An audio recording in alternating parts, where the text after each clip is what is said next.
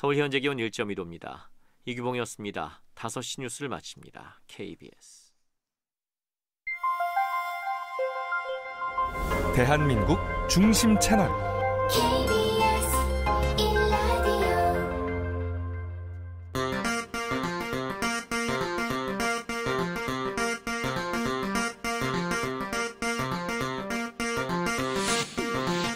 주진우 라이브.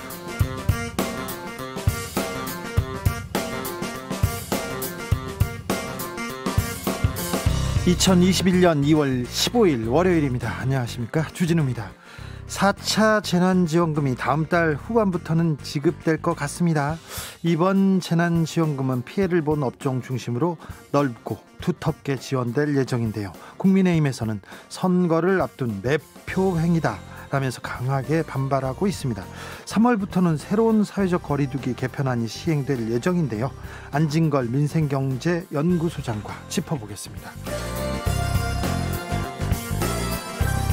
4월 재보선 선거가 50여일 앞으로 다가왔습니다. 후보들 사이의 신경전은 거세지고 있습니다.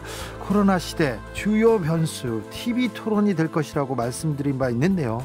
오늘 예정되어 있던 안철수, 금태섭 예비후보의 TV 토론은 결국 무산되었습니다. 이득을 본 후보는 누굴까요? 정치적 원의 시점에서 짚어보겠습니다. 1950년대부터 반독재, 민중, 통일 그리고 민주화 운동을 매진해온 백규환 통일문제연구소장이 오늘 향년 89세의 나이로 영면했습니다. 그는 민주투사이자 시인이었고 민중 정치인이기도 했습니다. 백규환 선생이 걸어온 길, 한홍구 성공회대 교수와 돌아보겠습니다. 나비처럼 날아 벌처럼 쏜다. 여기는 주진우 라이브입니다.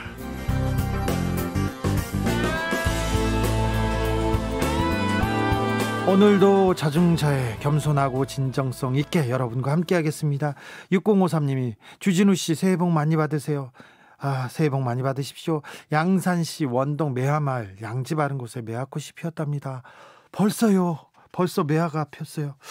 아무튼 설이 끝나고 본격적으로 한 해 시작합니다. 오늘부터 1일입니다. 그러니까 1월에 작심삼일 하신 분들 있지 않습니까? 괜찮습니다. 지금부터 시작하면 됩니다. 오늘부터 시작하면 됩니다. 그런데 연휴 보내고 왔더니 반짝 한파가 찾아왔어요. 춥습니다. 바람이 많이 불고요. 감기 걸리기 딱 좋은 날씨입니다. 그러니까 다들 좀 따뜻하게 건강 챙기셔야 됩니다. 다들 잘 듣고 계신지, 잘 계셨는지, 설 때 어디 안 도망가셨는지 궁금합니다. 출석 인증 한번 해주세요. 자, 잘 듣고 있다고 알려주세요. 얼른 들어오세요. 어느덧 2월 중순입니다. 예년 같으면 졸업식으로 바빴을 텐데 코로나 시대 비대면 졸업식 어떻게 하고 있는 건지, 짜장면은 잘 먹고 있는 건지 그 이야기도 좀 들려주십시오. 졸업식에 친구들 만나고 친구들이랑 밥도 먹고 좀 이야기꽃도 피워야 되는데 그 얘기 못할 아이들 보면 참 마음이 좀 미안합니다. 아무튼 비대면 졸업식 이야기도 알려주십시오. 샵 9730, 짧은 문자 50원이고요. 긴 문자는 100원입니다. 콩으로 보내시면 무료입니다. 그럼 주진우 라이브 시작하겠습니다.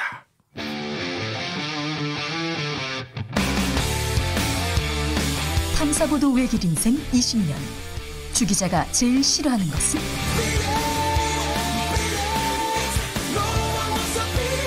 이 세상에서 비리와 부리가 사라지는 그날까지. 오늘도 흔들림 없이 주진우 라이브와 함께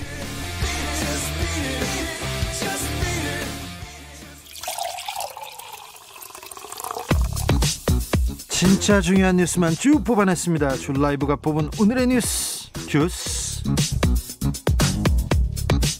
정상근 기자 어서 오세요. 네, 안녕하십니까. 명절 설 잘 세셨습니까? 네, 금요일에도 같은 질문하신 것 같은데. 우리 설을 같이 방송했잖아요. 네, 그러니까요. 네. 주말 잘 쉬었냐고. 주말은 잘 쉬었습니다. 네. 안 그러면 주말에도 출근시키려고 그랬어요. 아 정말요? 네. 네, 전화 안 받길 다행입니다. 네네, 감사하다고 생각하세요. 자, 오늘부터 사회적 거리두기 단계 조정됐습니다. 네, 정부는 지난 토요일 전국의 사회적 거리두기 단계를 한 단계씩 낮춘다라고 발표했습니다.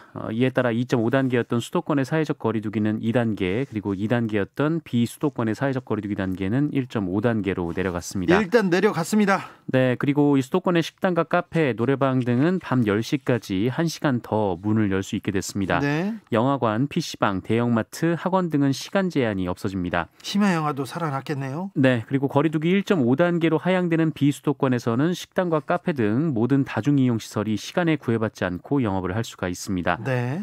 반면 이 3차 대유행을 진정시키는 데 효과를 봤다라고 당국이 보고 있는 이 5인 이상 사적 모임 금지 조치는 유지가 됩니다. 다만 국민들의 피로도를 고려해서 부모, 자식 등 이 직계 좀비속을 포함한 5인 이상 가족 모임은 허용하기로 했습니다. 그러면 직계 가족끼리는 5인 이상 식당 가도 된다는 건가요? 아니요, 식당은 5인 이상 금지가 유지되고요. 예. 네, 집에서 집에서? 모임이 가능합니다. 집에서요? 그럼 직계 10명, 20명 모여도 되는데 집에서는 되는데 집 밖에서는 어려운 건가요? 아, 네, 그렇죠. 그리고 이 직계 좀비속이기 때문에 네. 형제 간에도 만남이 제한됩니다. 아버지 어머니 없이 형제간 모이는 것도 5인 이상은 안 된다면서요? 네네. 네, 자세한 내용은 잠시 후에 안진걸 소장하고 물어보겠습니다. 안진걸 소장한테. 정부가 아스트라제네카 백신 65세 이상 고령자 접종을 일단 보류하기로 했습니다. 네, 이 코로나19 예방접종 대응 추진단은 오늘 이 질병관리청 브리핑을 통해서 예정대로 오는 25일 아스트라제네카 백신 접종을 시작한다라고 밝혔습니다. 다만 1호 접종군으로 예정된 만 65세 이상 고령자에 대한 접종은 보류했습니다. 이에 따라 1차 접종 대상은 요양병원과 요양시설들 등 이 집단시설의 만 65세 미만 입소자 그리고 종사자 27만 2천여 명입니다. 예. 이 추진단은 고령층에 대한 아스트라제네카 백신 접종은 접종 유효성과 관련한 임상 정보를 3월 말에 추가로 확인한 뒤에 예방접종 전문위원회의 심의를 거쳐서 최종 확정하기로 했습니다. 코로나 확진자 현황은 어떻게 되고 있습니까? 네, 어제 코로나19 신규 확진자 수는 모두 344명입니다. 네. 지역사회 확진자가 323명이고요. 수도권은 255명이 나왔습니다. 이 연휴 첫날 500명대가 나온 것에 비하면 줄어들긴 했지만 계속 300명대입니다. 네, 연휴에 검사 건수가 감소했기 때문에 그 네. 영향으로 보이고 있습니다. 순천향대에서 집단 확진 계속되고 있더라고요. 네, 순천향 서울병원에서 집단 확진이 발견돼서 며칠 새 누적 확진자가 50명대로 늘었고요. 전라남도 광주까지 관련 확진자가 나왔습니다. 네. 이 부산에서는 20대 확진자가 확진 판정을 받은 지 하루 만에 숨지는 일이 있었는데요. 이 코로나19 사망자 중에 20대는 처음입니다. 네. 다만 사망자가 1년 전에 교통사고로 인한 뇌출혈로 병원에 장기간 입원해 있는 상태였습니다. 네. 집단 감염의 한 중요한 그 원인을 제공하기도 했던 IM 선교에 대한 경찰의 압수수색이 있었네요. 네. 대전경찰청은 방역수칙을 위반해서 코로나19 확진자를 무더기로 발생시킨 IM 선교회에 대해서 압수수색을 벌였습니다. 오늘 오전 대전 중구에 소재한 IM 선교회 본부에 수사대원들을 보내서 컴퓨터 하드디스크 그리고 서류 등을 확보했는데요. 앞서 대전시와 대전시 교육청은 IM 선교회 마이클 조 선교사와 이 선교회 산하 교육시설인 IEM 국제학교 측 대표를 감염병 예방 및 관리에 관한 법률 위반 혐의로 경찰에 고발한 바 있습니다. 이 방역당국은 IEM 국제학교가 비대면 예배만 허용된 기간에 교내 예배실에서 대면 예배를 하고 또 좌석수의 20% 이내로 예배가 허용됐을 때도 시행수칙을 어겼다고 보고 있습니다. 네. 또 경찰은 IEM 국제학교가 학령기 청소년들을 대상으로 30일 이상 학교 교과를 운영한 부분에 대해서도 위법성 여부를 살피고 있습니다. 경찰이 철저하게 수사해 주셨으면 합니다. 주말에 깜짝 놀랄만한 뉴스가 있었습니다. 후쿠시마 앞바다에서 또 강진이 발생했습니다. 네, 지난 토요일 늦은 밤 일본 후쿠시마현 앞바다에서 규모 7.3의 강진이 발생했습니다. 네. 지진이 난 곳은 10년 전 15,000여 명이 목숨을 잃은 동일본 대지진의 진원과 가까운 곳이었는데요. 네. 상당히 좀 긴장됐던 상황이었습니다. 네. 후쿠시마 현에서는 진도 6이 기록됐고요. 200km나 떨어진 도쿄에서도 흔들림이 컸습니다. 예. 이 사망자는 발생하지 않았지만 150여 명이 다쳤고 중상자도 나왔습니다. 이 곳곳에서 산사태가 발생하고 도로가 끊기거나 일부 고속철도의 운행이 중단되기도 했습니다. 그리고 어제까지도 규모 5.2의 여진이 발생하는 등 하루 종일 여진이 이어졌었습니다. 쓰나미는 없었습니다. 그런데 후쿠시마 원전은 괜찮은가요? 네, 이번 지진에 해결료를 보관하는 수조에 물이 넘치고 또 설비에서 물이 새는 등 피해가 발생한 것으로 전해졌습니다. 예. 일본 원자력 규제위원회는 그러나 이 넘친 물의 양이 적고 또 방사선 양도 낮아서 안전상의 문제는 없으며 방사능 오염수의 외부 유출은 확인되지 않았다라고 밝혔습니다만 일본 사회에서도 핵발전소에 대한 우려가 제기되고 있습니다. 아니 핵 연료를 보관하는 물이 넘쳤어요. 그런데 일본 정부에서는 괜찮다고 하는데 그거 못 믿겠어. 걱정이에요. 이 문제에 대해서는 조금 일본 시민사회나 다 일본 정부에서도 좀 명확한 해명을 내놔야 될 텐데 아무튼 후쿠시마 원전 사고가 있었던 10년 만에 큰 지진이 났습니다. 일본의 원자력 발전소는 괜찮은지 건강한지 안전한지 우리 원전은 안전한지 다시 한번 좀 따져봤으면 합니다. 오늘 안철수 국민의당 대표하고 금태섭 전 의원이 단일화 토론, TV 토론을 하기로 했는데 네. 무산된 모양입니다. 네. 그 전에 제가 아까 좀 잘못 전해드린 말이 있는데요. 네. 이 식당에서도 직계 가족은 5인 이상 모임이 가능합니다. 그래요? 네. 네. 다시 또 말씀드리면 네. 제3지대 후보 단일화에 합의했던 안철수, 금태섭 두 후보 사이에 오늘 예정된 토론회가 취소가 됐습니다. 양측은 TV 토론회를 2번 갖기로 합의를 했었는데요. 이 단일화 토론회는 후보당 한 번이라는 선관위 유권 해석이 최근에 나오면서 이 합의가 무산된 것으로 보입니다.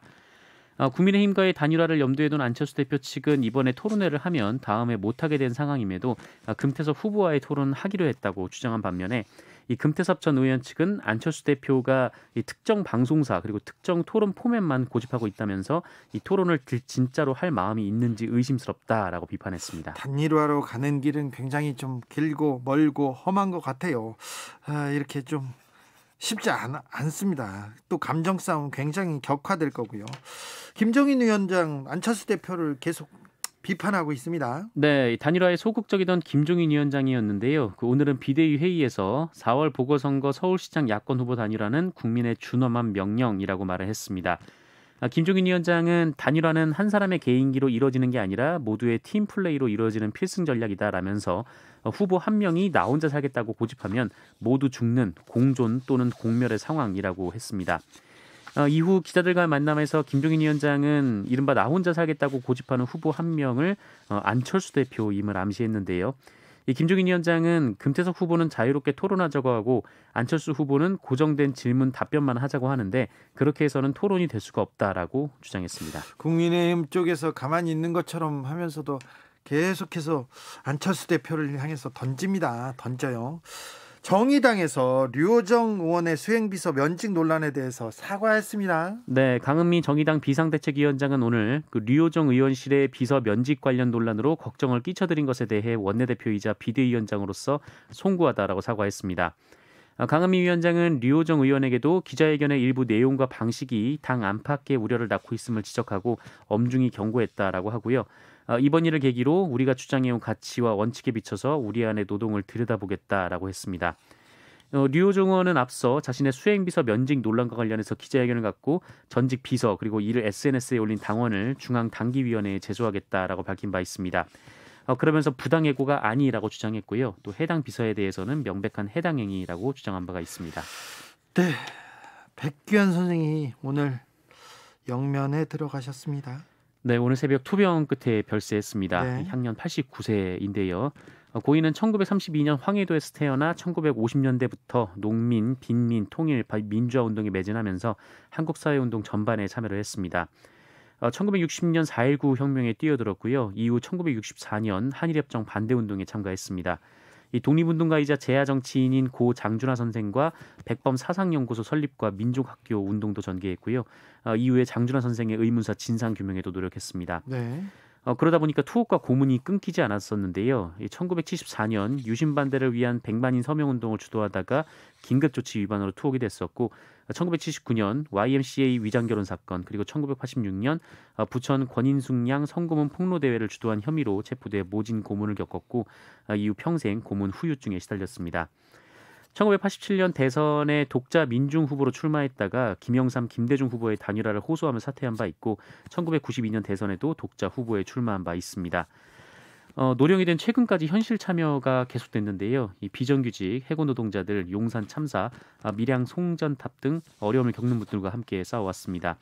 우리말 사랑이 깊어서 대부분의 말을 옛 우리말로 구사해온 걸로 유명하기도 합니다. 새내기, 목고지, 동아리 이게 백기환 선생님이 주장하던 그 순 우리말이었어요. 네, 물론 맞습니다. 조금 과한 말도 있었어요. 그 슛골인 이런 거 축구를 좋아하셨거든요. 백기환 선생님이 슛골인 이렇게 했는데 골인을 꽈이탕 이렇게 이 꽈이탕으로 바꾸자고 얘기를 하시는 거예요. 네, 저한테도 그 얘기를 몇 번 얘기하셔가지고 선생님 그건 좀 심한 것 같습니다. 아니야 해봐 이렇게 얘기했는데 아무튼 우리말 사랑이 아주 컸어요. 네, 빈소는 서울대병원 장례식장이고요. 발인은 19일 오전 9시, 장지는 모란공원입니다. 8672님께서 오늘 아침에 풍찬 노숙의 위대한 통일군 백기환 선생님의 비보 피부에 명치 끝이 애려오는 아픔을 느꼈습니다. 부디 편히 쉬십시오 얘기합니다. 항상 광장에서 거리에서 그 두루마기를 입고 꼿꼿하게 앉아서 그 자리를 지키던 선생님의 모습이 선한데요. 몇 해 전부터 건강이 안 좋으셔가지고 굉장히 고생하셨습니다. 부디 편하게 쉬셨으면 좋겠습니다. 네, 마음이 아프네요. 오늘 중요한 재판이 있었습니다. 세월호 참사 당시에 구조 임무를 소홀히 한 혐의를 받고 기소된 해경 간부들 거의 대부분 무죄가 났습니다.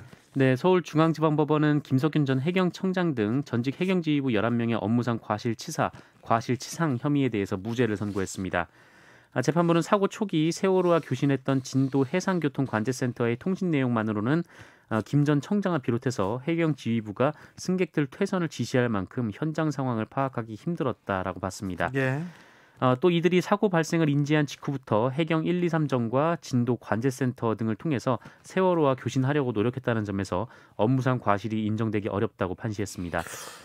다만 김문홍 전 목포해양경찰서장 그리고 이재두 당시 3009함 함장에 대해서는 해경 1, 2, 3정 초동조치 내용 조작과 허위보고 혐의 등을 인정해서 각각 집행유예를 선고했습니다. 왜 당시에 세월호가 침몰하고 있는데 구조하지 말라고 했을까요? 구조하지 않고 다 뒤로 빠졌잖아요. 왜 그랬을까요? 아직도 이해가 안 됩니다. 왜 구조하지 않았을까요? 그런데 아무튼 이 책임을 해경 간부, 해경청장한테 묻기는 어렵다고 법원에서 판결을 내렸습니다. 네, 자세한 사항은 저희가 시간을 내서 조금 따져보겠습니다.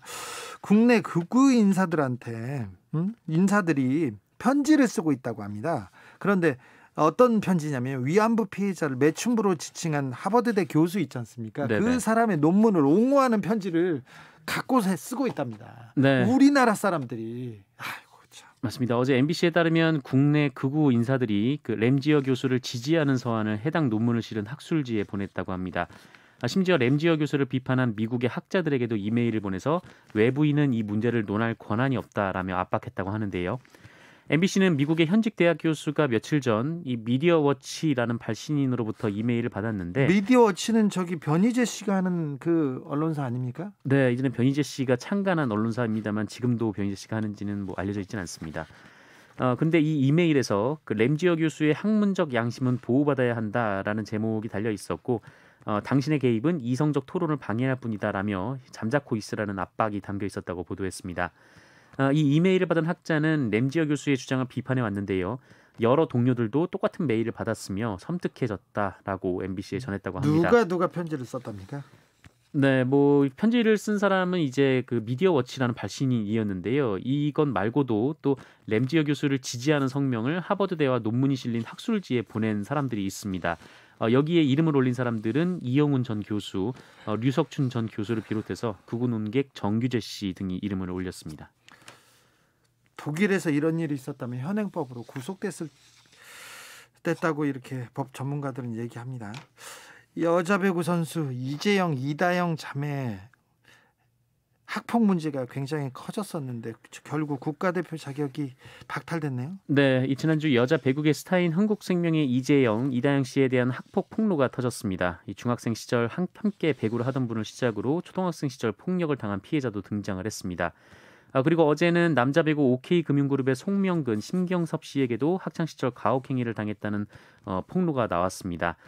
이에 흥국생명과 배구협회는 오늘 이재영, 이다영 씨의 경기 출전을 무기한 금지하고 국가대표 자격에 무기한 박탈 징계를 내렸습니다. 흥국생명은 학교 폭력은 절대 일어나지 말아야 할 일이며 용납될 수 없다라고 했고요. 이 배구협회는 앞으로 올림픽 정신을 존중하고 준수하며 페어플레이 정신으로 국가대표에 임할 수 있는 선수만을 선발하겠다라고 강조했습니다.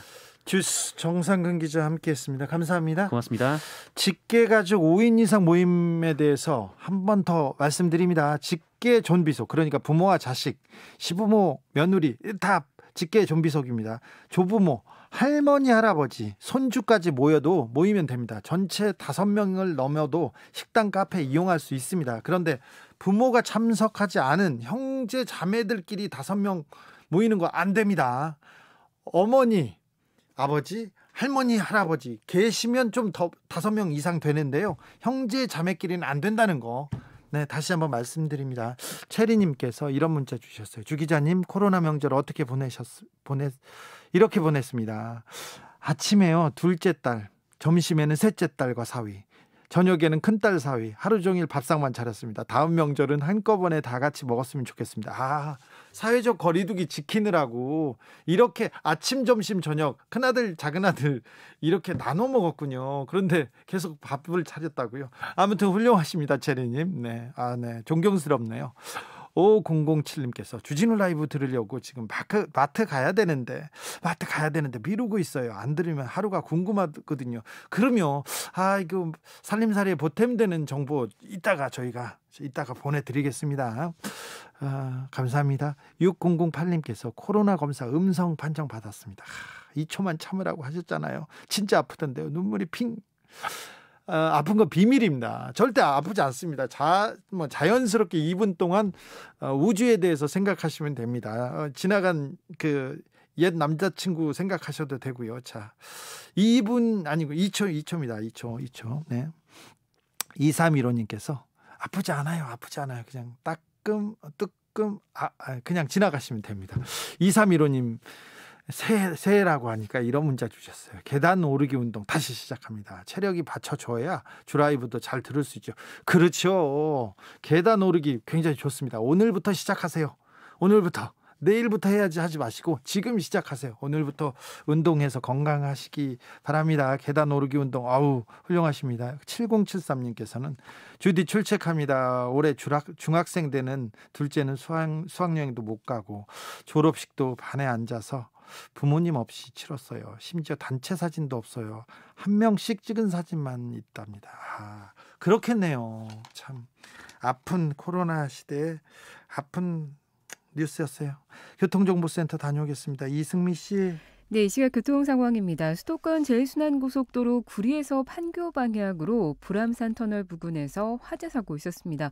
처리 작업 모두 끝났는데요. 여파 때문에 별내나들목 부근에 정체가 남아 있습니다. 판교에서 일산 쪽은 청계요금소 광장부 3, 4차로에서 승용차끼리 부딪힌 사고가 났습니다. 차로 변경하실 때 조심하셔야겠고요. 이후 시흥에서 송내 쪽으로 밀리고 있습니다. 경부고속도로 서울 방향으로는 기흥에서 수원 쪽으로 4km 구간 막힙니다. 양재 부근에서 반포까지도 정체되고 있고요. 부산 방향은 한남에서 서초, 신갈에서 수원 쪽 정체고 영동고속도로 인천 방향으로 동수원 부근과 부곡에서 동군포까지 또 월곶 부근에서 짧게 밀리고 있습니다. 서양고속도로 서울 쪽은 매송휴게소에서 용담터널까지 막히고요. 일직분기점에서 금천 쪽으로 밀립니다. KBS 교통정보센터였습니다. 주진우 라이브.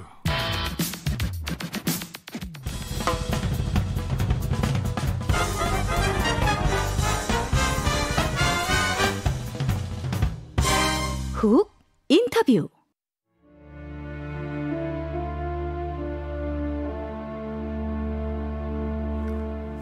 사랑도 명예도 이름도 남김없이 한평생 나가자던 뜨거운 맹세. 버시어 새날이 올 때까지 흔들리지 말라. 산자여 따르라. 산자여 따르라. 백기환 선생이 1979년 보안사에 끌려가서 혹독한 고문을 당한 후에 차디찬 독방에서 스스로 주문처럼 되뇌던 말이 시 맷비 나리에 맵비나리로 태어났습니다. 그 시는 다시 임을 위한 행진곡의 모태가 되었습니다. 영원한 민중의 벗 통일운동가 백기환 통일문제연구소장이 투병 끝에 별세했습니다. 대한민국 민주주의의 산 증인이었습니다. 그가 걸어왔던 길, 그리고 그를 기억해야 하는 우리 한번 생각해 보겠습니다. 한홍구 성공회대 교수, 안녕하세요. 예, 안녕하십니까. 교수님 어디세요? 예. 저 연구실입니다. 네. 반환법 행위자 열전 펜션위원회. 네네. 백기환 선생님의 별세 소식 어떻게 들으셨어요? 많이 펜션하셔서 그런 얘기는 이제 전에 듣고 있었는데, 네. 막상 이렇게 소식을 들으니까 진짜 우리 시대 어른이 이제 정말 안 계신데 예. 선생님 같은 분이 가셨고, 그냥 단지 큰 어른 한 분이 별세하신 게 아니라 네. 민주화 운동의 한 시대가 이제 진짜 저무는구나 하는 그런 느낌이 듭니다. 네. 통일운동가였고 민주화운동가였고 시인이었고 작가였고 그리고 또 한글학자였고요. 정치인이었습니다. 네. 교수님, 백기환 선생님은 어떤 분이셨습니까? 저 개인적으로는 제가 역사에 눈을 뜨게 만들어준 그런 이제 은혜랄까요? 그때 이제 직접 뵌 건 아니지만, 네. 백범사상연구소라는 걸 하시면서 암과 함이라는 조그만 문고를 내셨어요. 그때 돈으로 50원짜리. 예. 제가 이제 중학생 시절에 그걸 통해서 신채호 선생을 만나게 되고 장준호 선생을 만나게 되고 미국 노동운동사도 읽게 되고 이제 그런 추억이 있고요. 우리 사회 전체적으로 얘기하자면 지금 주 기자님께서 말씀하신 것처럼 이렇게 통일운동가이자 민주화운동이자 시인이자 민중 정치인이셨는데, 네. 아마도 가장 중요하게 얘기한다면 늘 현장에 계셨던 분이고, 그렇죠. 네. 나이가 이제 우리 나이도 거의 90이 돼서 돌아가셨지만 늘 청년, 네. 누구보다도 젊게 사셨다고 생각이 듭니다. 그렇습니다. 항상 광장에 계셨고요. 꼿꼿하게 서 있었습니다. 청년이었어요. 저도 항상 그 생각이 듭니다. 맨 앞에서 두루마기를 입고 항상 앉아있던 선생님의 모습이 기억이 납니다. 그런데 이제 안타까운 거는 뭐냐면은 이제 해가 갈수록 예. 선생님이 여유어 가시니까. 예. 현장에 이제 맨 앞에 계신데, 그러니까 선생님 나오시면은 이제 우리도 힘이 되고 좋긴 하지만, 네. 선생님께서 이제 참 참 마음이 안 좋았죠. 네네. 예. 백기환 선생님의 할아버지가 독립군한테 군자금을 대어주다가 고문 끝에 옥사당하기도 했고, 그리고 백범 선생도 이렇게 피신시켜주고 돌봐주고 그랬습니까? 예. 그렇다고 합니다. 그래서 그러니까 이게 할아버지 되시는 분 백태주 선생, 예. 밀립대학 건립운동도 하고 원래는 춘석군 부자였는데 네. 독립운동하다가 이제 다 가산을 탕진하고 고문당에서 피를 쏟고 돌아가셨다고 하는데, 네. 우리 백기환 선생님도 고문을 많이 당하셨고요. 이제 할아버지 인연 후에서 이제 백범 선생하고 또 아주 어렸을 때 예. 백범 선생의 눈에 들었는데, 예. 백범 선생께서 이제 공부시켜주겠다 하셨는데 아버님 되시는 분도 또 대단하셨나 봐요. 예. 이제 백기환 선생님은 이제 공부시켜준다니까 좋아하셨는데, 네 힘으로 깨쳐나가야 네가 혁명가가 되든지 깡패가 되든지 뭐가 되든지 네 힘으로 해야지 하면서 도움을 못 받게 하셔서 백기환 선생님의 공식 학력이 고향에서 초등학교. 월남하기 전에 예. 옛날 국민학교도 4학년인가 다니실 것밖에 없죠. 아, 네. 그렇지만 어떤 지식인보다도 또 우리 문화에 대해서 또 역사에 대해서 많은 후배들한테 자극을 주셨죠. 백기환 선생님이 반독재투쟁 그리고 반독재투쟁 그리고 민주화 운동에 투신하게 된 계기는 무엇입니까? 그러니까 이제 한국 전쟁을 거치면서 선생님 친구들 18명은 죽었다고 그래요. 네. 그러니까 살아남은 사람으로서의 어떤 이 책임감, 그런 것이 있었고, 처음에는 농민운동, 문맹투쟁운동, 이제 좀 나중에 선생님 스스로 표현하시기에 개량적인 운동을 많이 하셨는데, 한일 회담을 거치면서 거기서 이제 과거에 독립군으로 이름 날리고 싸웠던 유명한 장군들이 박정희 벌벌 떨면서 나서지도 못하고 하는 걸 보면서 그러니까 이제 앞장을 쓰시게 되셨고 결국은 그 백범 선생의 가르침이기도 한데 이제 우리가 그 민중들이 다 같이 잘 사는 세상 해방이란 그런 것이다. 그래서 해방의 뜻을 아는데 30년 걸렸다 하는 말씀을 하셨었거든요. 네. 그러니까 아마 그런 그 농민운동 그런 또 민족운동을 하다가 그것이 민중으로 나아가는 그런 과정을 거쳤다고 생각이 듭니다. 백기환 선생님의 젊었을 때 사진을 보니까 덩치가 이렇게 크더라고요. 거구셨더라고요. 예, 예. 그런데 계속 뭐 말라가기 시작합니다. 제가 그 가슴 아픈 게 제가 그 원본 사진을 한 장 갖고 있는데요. 네. 그 79년도에 박정희 죽고 난 다음에 그 YWCA 사건이라고 있었습니다. 네. 결혼. 그러니까 위장 결혼. 그 세력들이 이제 그 정권을 연장해 나가려고 하는 거에 대해서 제야 민주화운동 쪽에서 네. 계엄 해제를 외치고 민주주의로 이행을 이제 강력하게 촉구하는 그런 운동이었는데 네. 그것을 이제 그 주도하셨다가 이제 위장 결혼식이었어요. 예. 그 집회가 금지돼 있었기 때문에 집회를 금지시켜 놔가지고 결혼식 하는 것처럼 그 집회를 네, 한 거죠. 그 위장 결혼식. 하객들이 모였는데 네. 그 사건으로 잡혀가셔서 이제 가장 심한 고문을 당하셨습니다. 네. 아마 우리 이제 민주화운동 과정에서 그 고문이 유명한 게 이제 김근태 의장이 당하셨고 또 박정철 군이 고문으로 목숨을 잃었지만 네. 실제 제일 심한 고문을 당한 것은 아마 그 백기환 선생님이 아니었을까 싶어요. 예. 보안사. 보안사 그 서빙고 분실로 끌려가셔서 정말 이루 말할 수 없는 고문을 당하셨고 그 이제 그 조선의 범이라고 불리셨던 분인데 네. 이제 그때 몸을 완전히 상하셨어요. 그래서 이제 그 이후에 거기서부터 그 일어나는 과정이 개인으로서나 또 우리 사회로서나 이제 굉장히 큰 이게 이제 새로운 역사를 만들어내는 과정이었고 광주를 이겨내고 그다음에 그 김근태 그 의장의 남영동에서의 고문 그리고 부천서에서의 고문 그런 걸 딛고 6월 항쟁으로 나아가는 그런 큰 역할을 하신 거죠. 대중의 관심에는 1987년 6월 항쟁 예. 그리고 87년 대선 출마로 민중 후보로 나왔었잖아요. 두루마기 입고 예. 장발을 이렇게 휘날리고 결국 뭐 김영삼 김대중 후보의 단일화를 호소하면서 사퇴하긴 했지만 정치가로 그러니까 대선 후보로 나왔었는데 그때 대선 출정은 역사에서는 어떤 의미가 있을까요? 뭐 일부에서는 이제 그 비판적으로 바라보는 사람들도 있지만요. 그 시대 상황 속에서는 절박했었다고 생각이 듭니다. 왜냐면은 그 이제 6월 항쟁의 그 대의에서 볼 때, 그러니까 그것이 민주화 운동 진영이 단결하지를 못했어요. 네. 그리고 이제 그것을 결국 그 단일화를 압박하는 그런 효과로서 민중 후보로서 그러니까 그 출마를 하셨는데 결국 우리가 또 깨달은 게 아직까지 민중의 힘이 그 양 김씨를 능가할 만한 힘이 없었다는 점을 그 깨닫게 되셔서 개인적으로도 그 백기환 선생님도 그 87년의 패배가 그 79년의 고문 못지않은 그 상처가 되셨다 이제 그런 말씀들을 하셨고 네. 그래서 이제 그 우리 사회에서 이 보수 정치 세력의 분열 또 그다음에 그들의 정권 욕심 이런 것들을 믿지 못하고 민중이 주체가 되는 그런 그 민중의 독자적인 정치 세력화를 꾀해야 한다 했는데 네. 아직까지 그게 잘 이루어지진 않고 있어서 안타까운 형편입니다. 선생님은 그 소설과 수필집을 낸 문필가고요.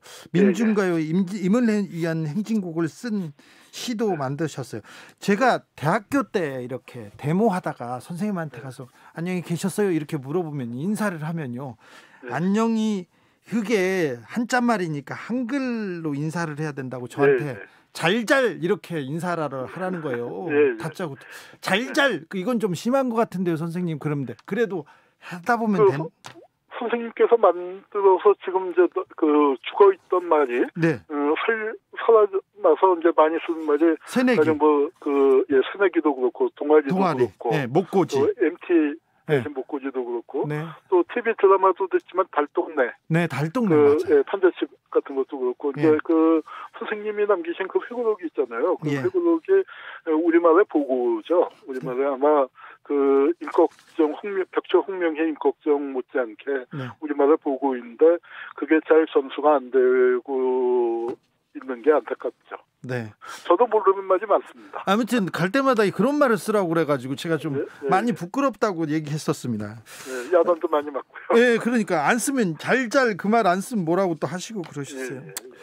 아, 백기환 선생님 별세 네, 소식. 이제 네. 참 가슴 아픈 게 예. 뭐냐면 이제 그렇게 야단 치신 다음에 하시는 말씀이 뭐냐면 이놈들아 이렇게 니들한테 이런 얘기하는 놈도 내가 마지막이야. 아, 맞아요. 네, 그런 말씀을 늘 하셨는데 네. 이제 선생님 참 그러네요. 네, 아무튼 네, 저도 많이 쫓기고 싸울 때 더 많이 싸우라고 하고 더 열심히 하라고 막 하셨는데 참 좋아 예쁘라 하셨는데.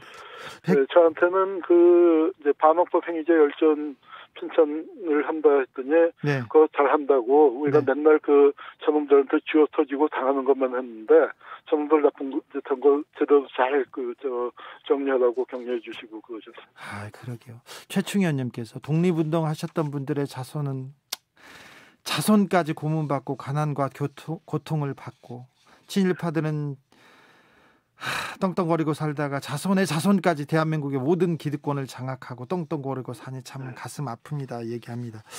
선생님, 백기환 선생님의 발자취 뭐라고 보십니까? 선생님의 어떤 정신을 우리가 기억해야 합니까? 선생님께서 이제 늘 하시던 말씀 중에 이제 당신께서 어렸을 때 깨친 거라고 하시면서 하신 말씀이 없는 놈끼리 싸워봐야 코피만 터진다고. 네. 싸우면 나쁜 놈하고 있는 놈하고 하는 거야 라고 하셨고 우리 젊은이들한테는 끊임없이 깨쳐라. 그리고 자기 울타리를 만들지 말고 자기가 만들려는 울타리, 기득권의 울타리를 끊임없이 깨쳐라라고 하셨고 그런 게 이제 선생님의 청년으로 사는 원동력이었다고 생각이 듭니다. 네, 청년이었어요. 백기환 선생님은. 아, 다음 세대도 우리도 백기환 선생님 청년 정신 본받아야 될 텐데요. 이제 주 기자나 저나 이제 지금 젊은 사람들이 볼 때는 한참 기성세대 아닙니까? 네. 네, 그러니까 우리가 청년들한테는 어떤 모습이 될까와 그다음에 각각 자기 시대의 백기환 같은 분을 만들어내는 거겠죠. 백범 선생 시대에는 백범이 계셨고 네. 민주운동 시대에는 또 장준하 선생님, 백기환 선생님 같은 분이 계셨고 네. 또 이제 우리 시대에는 과연 우리가 어떤 역할을 할 수 있을까가 참 어른이 가시니까 네. 빈자리가 이제 크게 더 느껴집니다. 네. 통일문제연구소장으로 계셨는데 통일의 주역이 되어야 할 청년이 통일의 반감을 갖는 거에 대해서 마지막까지 좀 슬퍼하셨는데요. 안타까웠습니다. 감사합니다, 교수님. 한홍구 성공회대 교수였습니다. 네, 감사합니다. 네. 1582님께서 백기환이요. 하루 세 끼의 밥을 먹기 위해 동분서주하는 데가 하늘을 우러러 부끄러울 따름입니다. 잘 가십시오. 너무 고생하셨습니다. 다시 태어난다면 나처럼 치사한 사람으로 사십시오. 차라리 마음 편하게요. 유성환님께서 잘 엄청 귀여운 말이구만 이렇게 얘기하시는데 그러신가요? 네, 알겠습니다. 네. 나비처럼 날아 벌처럼 쏜다. 주진우 라이브.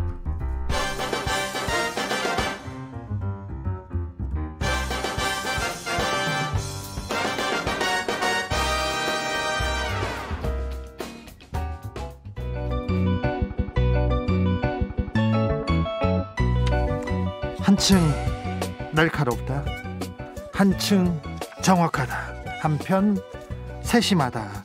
밖에서 보는 내밀한 분석, 정치적 원의 시점. 국회 밖 상황 그리고 오늘의 정치권 상황 원회에서 더 정확하게 분석해드립니다. 최민희 전 더불어민주당 의원 안녕하세요. 안녕하세요. 불굴의 희망 최민희입니다. 불굴의 희망 최민희. 네. 김연아 국민의힘 비상대책위원. 네, 안녕하십니까. 일산에서 일산 희망. 주민의 일상을 지키는 김연아입니다. 일산의 희망 김연아 왔습니다. 자, 불굴의 희망과 일산의 희망. 명절 잘 보내셨는지요? 네, 네. 잘 보내셨어요. 어머니가 90이신데 네. 입원해 계셔서 좀 뒤숭숭하게 보냈습니다. 아이고 효녀 미님 많이 고생했습니다. 네, 잘 건강하시길 기도하겠습니다. 자, 김연아 위원께서는 명절 어떻게 보내셨어요? 네, 뭐 저는 지역에서 이제 조금 시장에 저희 재래시장이 있어서 재래시장 다녔었는데 좀 쓸쓸하더라고요. 네. 그리고 이제 어차피 잘 밥도 못 해 먹지만 지역의 상권 살리겠다고 그 지역 식당에 좀 다니면서 네. 예, 열심히 밥을 외식을 했습니다. 그렇죠. 정치인들은 또 시장도 가보고 지역 구민들 좀 챙기고 가봐야죠. 그렇죠. 네. 그래서 정치인들이 이 명절 되면 시장 가고 뭐 오뎅 사 먹고 그런 거 네. 사실은 주말이면 다 하십니다. 평소에도. 평소에도. 그런데 네. 달라진 거는 네. 명절이나 행사가 있거나 선거가 있을 땐 언론이 따라 붙고 안 붙고의 차이 같아요. 그렇죠. 그래서 어묵 먹는 것도 항상 먹는다 이렇게 할게요. 네, 네. 진짜 항상 먹습니다. 알았어. 오뎅 안 먹고 어묵 먹습니다. 또 안 오면 네. 그 서운해하시더라고요. 그러니까. 네, 명절 때 안 오면. 네. 예, 맞아요. 그렇죠. 안 보이면 지역 구민들이 서운해. 네. 또 변했다고 얘기하니까 맞아요, 그렇게 또 맞습니다. 다 가죠. 자, 다시 4월 재보궐선거로 관심이 돌아옵니다. 50일밖에 안 남았거든요. 50일밖에. 그런데 저기 제3지대 단일화는 잘 돼가고 있나요? 삐걱대는 건가요? 오늘 금태섭 안철수 주 후보 간의 단일화 토론 무산됐습니다. 이거 어떻게 봐야 됩니까? 최민희 의원님. 우선 안철수 후보가 토론 트라우마에서 빨리 벗어나셔야 돼요. 그리고 이 사태의 유불리를 따진다면 아무리 권은희 의원이 나서서 안철수 후보를 옹호해도 이게 안 통할 것 같습니다. 왜냐하면 2017년 대선에서 국민들의 머릿속에 너무 각인된 두 단어가 있거든요. MB 아바따입니까 이거요? 또 하나 그만 좀 괴롭히십시오. 그러니까 이게 괴롭히십시오가 아니라 괴롭히십시오였거든요. 예. 그래서 이 두 개의 그 추억이 국민들 머릿속에 너무 많기 때문에 저희가 계속 조언 아닌 조언을 드렸던 게 이 토론회를 가지고 안철수 후보 쪽에서 이런저런 이제 잡음이 나오면 이건 정말 금태섭 의원 도와주는 길이다. 네. 네, 그런 얘기를 드렸는데 지금 그 일이 벌어지는 것 같습니다. 그냥 당당하게 그냥 토론회에 임하면 될 텐데 좀 잘 안 되나 봐요, 김연아 의원님. 이게 이제 1등의 자세 아닐까요? 그렇죠. 네. 많이 차이 나니까 네. 부자지 않습니까? 그러니까 원래 이제 그 지지율이 높으면 사실은 더 좋아질 것보다는 점수를 까먹을 게 많고. 네, 굳이 네. 네, 그다음에 또 이제 금태섭 의원이 워낙 또 말씀 잘하시잖아요. 예, 상대적으로 안철수 대표의 경우에 있어서는 이제 금태섭 의원하고 전 의원하고 토론을 했을 경우에 본인한테 플러스보다는 마이너스가 더 많다고 보시는 것 같고, 저는 두 분이 토론회 처음에 하시겠다고 극적인 장면을 좀 연출해 보이실 때부터 조금 의심했었습니다. 아, 그래요? 네, 그래서 쉽지 않을 것 같다. 그래서 이제 결국은 기사가 먼저 되고 나중에 이제 조금 이렇게 삐걱대는 모습을 보이는데, 뭐 어쨌든 기싸움이니까요. 예. 서로가 이런 식의 좀 기싸움하는 밀당이 앞으로도 계속 좀 있지 않을까 이런 생각을 해봅니다. 그런데 국민들 입장에서는 두 분이 조금 격이 없이 토론을 해주시면 정말 흥미로울 텐데. 네, 예. 궁금했어요. 저는 제일 궁금했던 게 그 안철수 후보가 바뀌었잖아요. 일단 네. 외모가 바뀌었습니다. 그래서 오늘 권은희 의원 말에 따르면 시민들의 요구로 눈썹 문신을 했다. 시민들의 요구로요? 네, 그리고 시민들이 요청했다. 이런 요지의 얘기를 했어요. 네. 그러고 이렇게 강해 보였어요. 진짜 강철수 이미지가 생겨서 권은희 의원 말대로 토론도 잘할까? 네. 이런 기대가 있었거든요. 그런데 이거는 약간의 밀당은 이렇게 드라마 보듯이 아슬아슬한데 이번 거는 그냥 일방적으로 금태섭 후보가 일방적으로 스트레이트를 계속 퍼붓고 있는 그런 형국이라 저는 가능하면 이런 종류의 밀당은 빨리 멈추시고 그냥 토론을 하시면 될 것 같습니다. 선거공학적으로 안철수 대표한테 크게 도움이 유리하지 되지 않은데 않죠. 안철수 대표가 저는 토론을 못할 거라고 생각하지 않아요. 그동안의 경험들이 많이 있잖아요. 그동안에 그 노하우가 좀 생기지 않았을까 이렇게 기대하는 사람들도 많는데. 왜냐하면 이게 토론이라는 것도 사실 연습하면 되는 거고. 아니, 그렇죠. 네, 그리고 발음이라는 것도 2017년부터 지금 4년이 지났잖아요. 그래서 그 대한민국에서 가장 발음이 정확하다는 분이 계십니다. 그게 한비아 씨예요. 발음이 정확하다. 그런데 그분 이제 이렇게 쓴 거 읽어보면 밤마다 책을 소리내어 읽었다는 거거든요. 그래서 그런 노력을 안철수 후보도 했으리라고 생각하기 때문에 제가 마지막으로 기대하는 것은 지금 보이는 이 밀당이 정말 극적 효과를 높이기 위한 안철수의 토론이 달라졌다. 이런 것이 아닐까도 기대해 봅니다. 그럴까요? 아니, 그러니까 저는 그 외모도 좀 바뀌시고 메시지도 좀 바뀌었어요. 네, 많이 바뀌었습니다. 네. 그래서 본인도 열심히 노력하셔서 실력을 향상하셨는데 국민들이 외모도 바뀌고 이런 걸 갖고 국민들의 눈높이가 다시 이만큼 높아진 거예요. 그래서 이제 아까 말씀하신 것처럼 본인이 열심히 준비하셨는데 소개를 짠 하려고 하다 보니까 국민의 높이가 너무 높아진 것 같아서 지금 조금 거기에 대해서 더 준비를 하시려고 뜸을 들이는 게 아니신가, 전 그런 생각이 들고. 일단 그 안철수 대표가 TV 토론에 나와서 무슨 얘기를 할지 관심은 지금 집중됩니다. 그럼요. 지금 일단 지지도가 야권에서는 제일 높게 나오고 계시고요. 네. 또 이제 변한 외모만큼 얼마나 메시지가 달라졌나, 또 서울 시민들이 원하는 메시지가 나올까, 이런 저는 기대감이 있다고 보고 네, 있고. 기대감이 커요. 네, 있어요. 그래서 아마 국민들은 되게 토론을 하실 걸 기대하는 것 같아요. 네, 네. 뭐 극적 효과를 만들 수도 있겠네요. 하하, 또 그런 수가 있구나. 오늘 저 안철수, 금태섭 두 후보는 TV 토론 안 합니다. 그런데 더불어민주당의 서울시장 예비 후보 박영선, 우상호 후보가 TV 토론에 나선다면서요? 네. 오늘 저는 이 박영선, 우상호 두 분은 옛날부터 두 분 다 대변인 출신이고 말 잘해요. 예, 말 잘하시고 토론 잘하시는 분들이거든요. 네. 그렇기 때문에 되게 기대됩니다. 사안을 놓고 토론할 때 어떻게 할지. 근데 오히려 그렇기 때문에 태도가 더 중요한 토론이 될 수도 있겠구나. 그런 생각을 해보고요. 네. 그리고 또 하나는 이제 친문 경쟁을 하겠죠. 근데 그 친문 경쟁이 날 것이라면 저는 별로 도움이 될 것 같지 않습니다. 예. 네. 그러니까 예를 들면 정치라는 게 자꾸 흐르는 거고 연극 무대의 주연이 바뀌는 거기 때문에 친문 경쟁보다는 서울시의 비전을 놓고 토론하는 것이 여당 후보들에게는 더 유리하다. 이렇게 생각합니다. 김연아 위원님, 그 여당의 후보들 간의 경쟁 어떻게 보고 계신지요? 일단 뭐 여당의 후보가 야당처럼 많다면 사실은 좀 다른 그 재미나 볼거리가 있을 것 같은데 이게 이제 달랑 두 분이잖아요. 둘입니다. 예, 그래서 뭐 한 번 정도는 재밌게 볼 것 같은데 이제 횟수가 여러 번 지나가게 되면 글쎄 그렇게 흥행몰이가 될까? 지금 저희도 사실은 특정 두 후보에만 좀 관심이 몰려 있고 다른 후보들은 좀 관심이 없다고 하는데 어쨌든 상대방 후보하고 이제 번갈아 가면서 토론을 하면서 이제 조금 이렇게 국민들에게 관심을 모아가는 과정이 있다면 저는 이 두 분의 토론은 한 번 정도 주목을 받을 거라고 생각이 되고요. 네. 저도 최민희 의원님하고 똑같은 생각이 드는데 막 여기서 친문 경쟁이라든가 서로 네거티브를 하면 정말 오히려 더 마이너스일 것 같고요. 오히려 좀 그 서울 시민에게 뭔가 좀 희망과 대안을 보여줄 수 있는 좀 그런 대안 제시 토론회가 됐으면 좋겠다는 생각이 들고 저는 또 좀 마지막으로 박영선 후보자가 여성이기도 하시고 또 서울시장을 이번 또 재수신가요? 삼수신가요? 전에도 한번 하셨었죠. 재수? 예.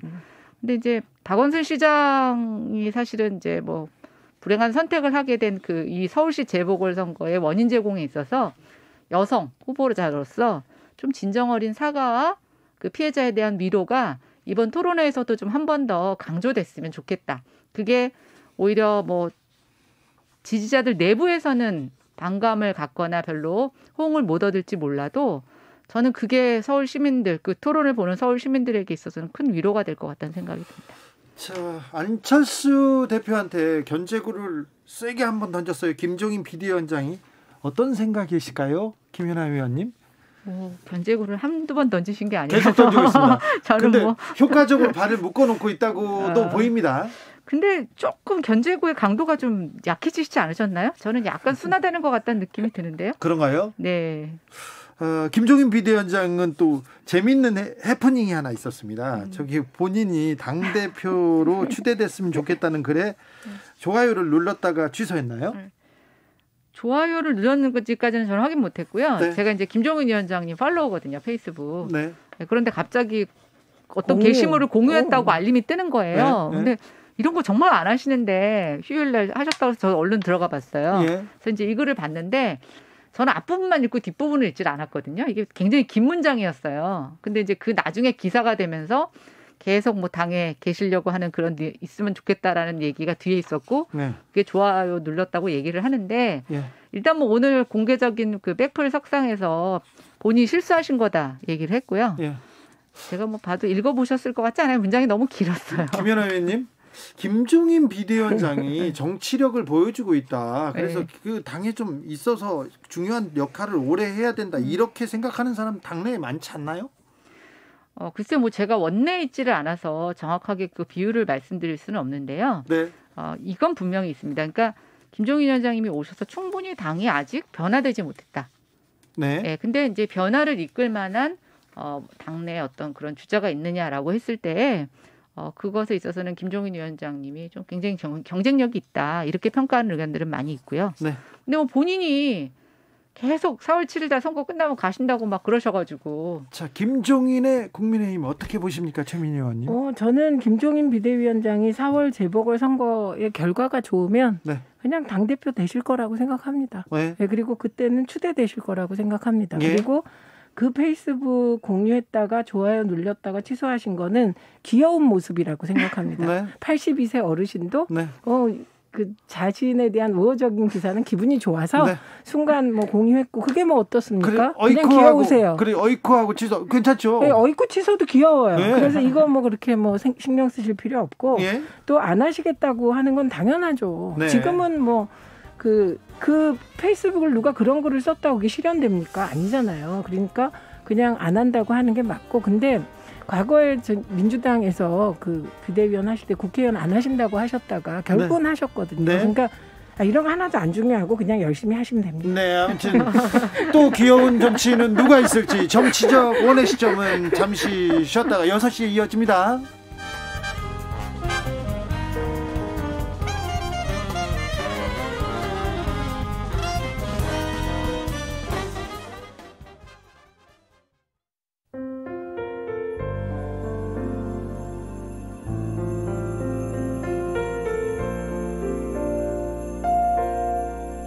KBS 라디오 연중기획 희망충전 대한민국 417번째 이야기.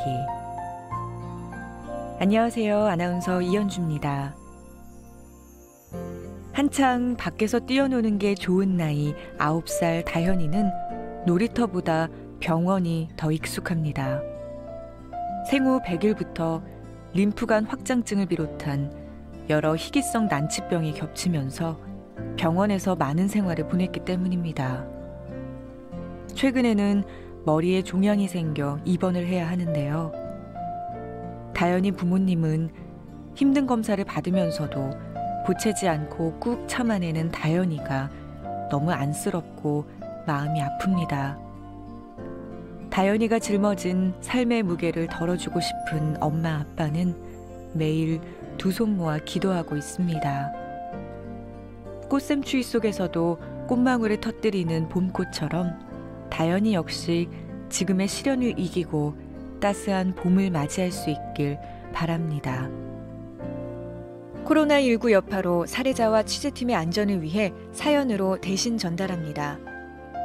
여러분의 따뜻한 손길이 희망의 빛이 됩니다.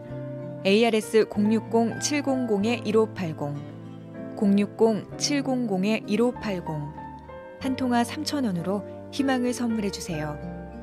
KBS 라디오 연중기획 희망충전 대한민국은 초록우산 어린이재단, 인탑스 주식회사 그리고 청취자 여러분과 함께합니다. ARS 060-700-1580 한 통화 3,000원입니다.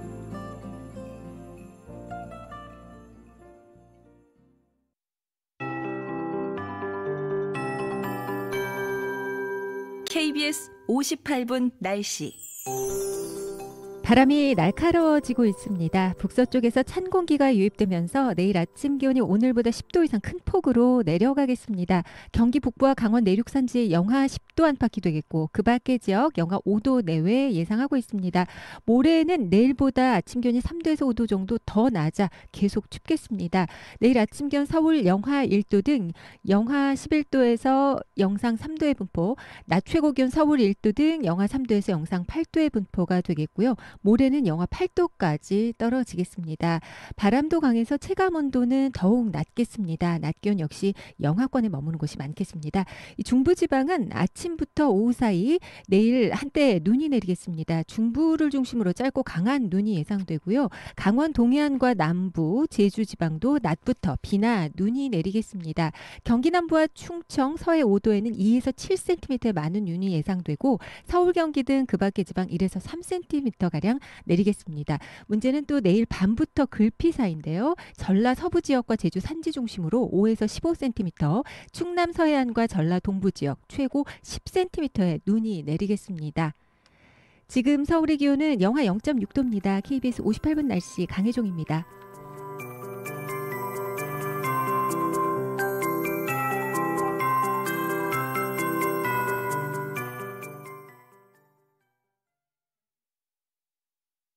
정성을 다하는 국민의 방송 KBS가 6시를 알려드립니다. AM 711kHz, FM 97.3MHz, KBS 1라디오입니다. HLKA.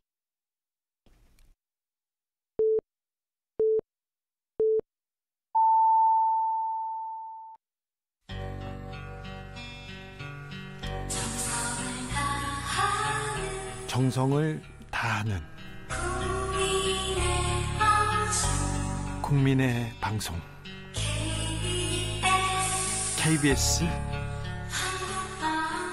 주진우 라이브. 그냥 그렇다고요. 정치적 원의 시점 이어가겠습니다. 최민희, 김연아 전 의원과 함께하고 있습니다. 김연아 위원님 국민의힘 비대위원이십니다. 저기 국민의힘에서 네. 이번 선거 기대가 크죠? 그렇죠. 네. 네. 둘 다 이길 거라고 지금 기대하고 있죠. 서울과 둘 다 부산에서. 이겨야죠. 저희가 선거를 몇 번을 졌습니까? 네. 한 번 정도는 이겨줘야죠. 지금 네. 이길 때다 이렇게 생각합니까? 못 이기면 저희 굉장히 힘들 거라고 보고 있습니다. 네, 꼭 그렇습니다. 이겨야 합니다. 자, 네. 서울에서 부산에선 박형준 후보가 지금 뭐 약진하고 있습니까? 예, 조금 이 후보하고 굉장히 그 지지율 차가 많이 벌어져서 네. 조금 이제 대세다 이런 분위기가 전해지고 있네요. 서울에서는요? 서울은 지금 뭐 4명의 후보 다 제가 잘 아는 사람이라 네. 개인적으로 언급하기는 어렵지만 네. 1, 2가 좀 각축전을 벌이고 있고 예. 3, 4위는 조금 1, 2보다는 격차가 벌어지는. 예. 자, 서울시장 국민의힘 서울시장 경선에서 변수가 될 만한 사안이 뭐가 있을까요?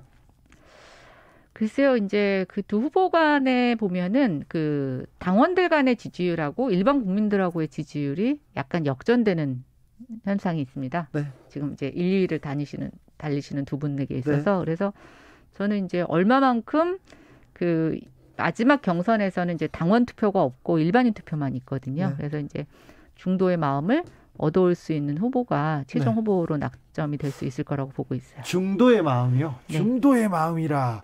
근데 조금 최근에 보수에 집중하고 있는 나경원, 그리고 중도에 원래 두터웠던 오세훈 후보, 두 후보의 각축전이라면 누가 중도의 마음을 얻을 수 있을까요? 최민희 의원님 어떻게 보세요? 지금은 잠시만요. 죄송합니다. 속보 들어왔습니다. 여기서는 KBS에서 속보 먼저 드려야 됩니다. 강풍 경보가 발효된 지역들이 있어서 알려드립니다. 여수시, 속초시 산지, 그리고 인제군 산지, 고성군 산지, 강원도입니다. 양구군 산지, 그리고 강릉시 산지, 평창군 산지, 홍천군 산지, 동해시 산지, 삼척시 산지, 정선군 산지, 정선군 평지 지역에 강풍 경보가 발효됐습니다. 쓰러질 위험이 있는 나무나 전신주 밑은 피하고 안전한 곳으로 대피해야 됩니다. 바닷가는 파도에 휩쓸릴 위험이 있습니다. 절대 나가지 말으셔야 됩니다. 자, 속보였습니다. 자, 최민희 의원님. 네, 우선 그 선거는 되게 두 단계, 본선거가 있고 당내 경선이 있거든요. 네. 근데 당내 경선 과정에서는 되게 중도 확장성을 얘기하는 거는 1위를 달리는 후보죠. 예. 1위를 달리는 후보는 이제 당연히 후보가 될 거니까 중도를 겨냥해서 계속 얘기를 하고, 네. 그다음에 조금 뒤지는 후보는 아무래도 당내 경선에서 이겨서 이기고 나면 이제 그 중도가 따라온다 이렇게 보는 거. 그래서 중성 지지층을 향해 계속 던지죠. 계속 던지죠. 그런데 국민의힘도 마찬가지입니다. 국민의힘에서 가장 활성화돼 있는 능동적인 지지자가 역시 아무래도 태극기 세력이거나 혹은 가까운 분들이니까 경선 과정에서 그게 100% 국민 여론조사라고 해도 전화가 왔을 때 받아주는 사람들은 그분들이기 때문에 네. 일단 전략상으로 보면 나경원 후보가 영리한 전략을 쓰는 거고 예. 오세훈 후보는 좀 늘 여유 있게 대응을 하시는 그런 네. 느낌입니다. 그래서 이건 중도라는 건 경선 과정에서는 크게 의미가 없다고 생각하고 결국 중도 문제는 그 당이 얼마나 중도 포섭적인가 이게 중요하지 않을까 싶습니다. 중도 문제에 대해서는 김정인 비대위원장이 조금 중도를 진영을 위해서 좀 잘 던지고 있잖아요. 그렇죠. 그래서 지금 국민의힘을 보면 오히려 오세훈 후보는 김종인 위원장이 중도 포섭 전략을 잘하고 계시기 때문에 네. 별로 존재가 안 보이고 아하. 지금 그 김종인 위원장과 나경원 후보가 역할 분담처럼 그렇게 가고 있는 거예요. 그렇습니다. 그렇기도 하겠네요. 네. 그런 식으로 보이기도 합니다. 자, 정치적 원의 시점 이어가겠습니다. 지금 여당에서 오늘 민주당 대표가 메시지를 탁 세게 던졌습니다. MB 국정원의 불법 사찰 이거 큰 문제다. 사실관계 밝혀야 된다. 중대 범죄다. 이렇게 강력하게 말하기도 했습니다. 그랬더니 국민의힘에서는 이거 선거용 아니냐고 계속 여권 차원의 선거 개입이다 반발하고 있는데요. 어떻게 보십니까? 민간 이 사찰 의혹 김연아 의원님?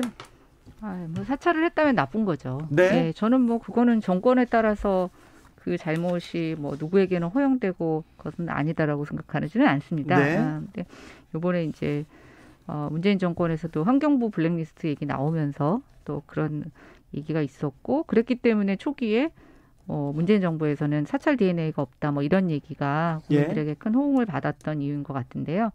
뭐 저는 불법 사찰에 대해서는 정권의 어떤 차별 없이 뭐 진실이 밝혀져야 된다는 생각을 합니다. 근데 갑자기 이게 지금 왜 나왔을까? 갑자기 노래 한 구절이 생각이 났어요. 지금 여기서 네가 왜 나와? 예, 뭐 그런 노래가 생각이 나면서 이게 이제 이렇게 좀 기사를 살펴보니까 국회 정보위에서 먼저 얘기가 됐는데 국정원에서 뭔가 어떤 소스를 준 거지 않습니까? 국정원에서 보고를 하니까 국회 정보위에 보고를 하니까 아니면 국회의원이 국정원에다 뭘 보고하라고 물어봤으니까 네네. 왜 지금일까? 정권 초기에 이게 무슨 뭐 갑자기 생긴 일도 아니고 과거에 있었던 일인데 예.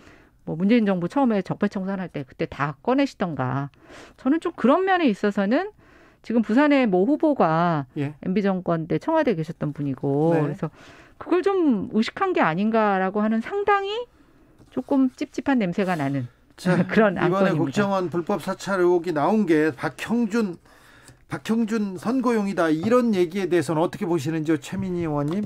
우선 팩트가 다릅니다. 그러니까 이 18대 국회의원 사찰 문제는 계속 문제 제기가 돼 왔었는데 네. 박지원 원장이 임명되면서 네. 이분이 18대 국회의원이셨잖아요. 네. 그러니까 이 사안에 대해서 그래도 공개할 수 있다. 이런 우호적인 태도로 바뀐 거죠. 네. 그 문재인 정부 들어서서도 국정원이 한 사찰 문건에 대한 태도가 원장마다 다 달랐다고 합니다. 그래도 약간 약간 뭐라고 해야 되나요? 밝히겠다는 얘기를 했었어도 뭐 밝힌 적은 없었어요. 네. 그런데 이번에는 정보위에서 여당 의원들이 계속 요구를 하니까 이게 불거진 겁니다. 네. 그런데 그러면 이게 선거용으로 시작됐냐? 그건 아니죠. 그런데 지금 야당이 선거용이라고 몰아붙일 수는 있다고 생각합니다. 시기가 그러니까. 네. 그런데 그것과 달리 저는 이렇게 생각해요. 오히려 국민의힘이 이 사안이 나왔을 때 이게 MB 때 얘기거든요. 네. 근데 MB 때는 이 국회의원만 사찰했다는 게 아니라 이미 밝혀진 걸로 댓글 공작 사실로 밝혀졌습니다.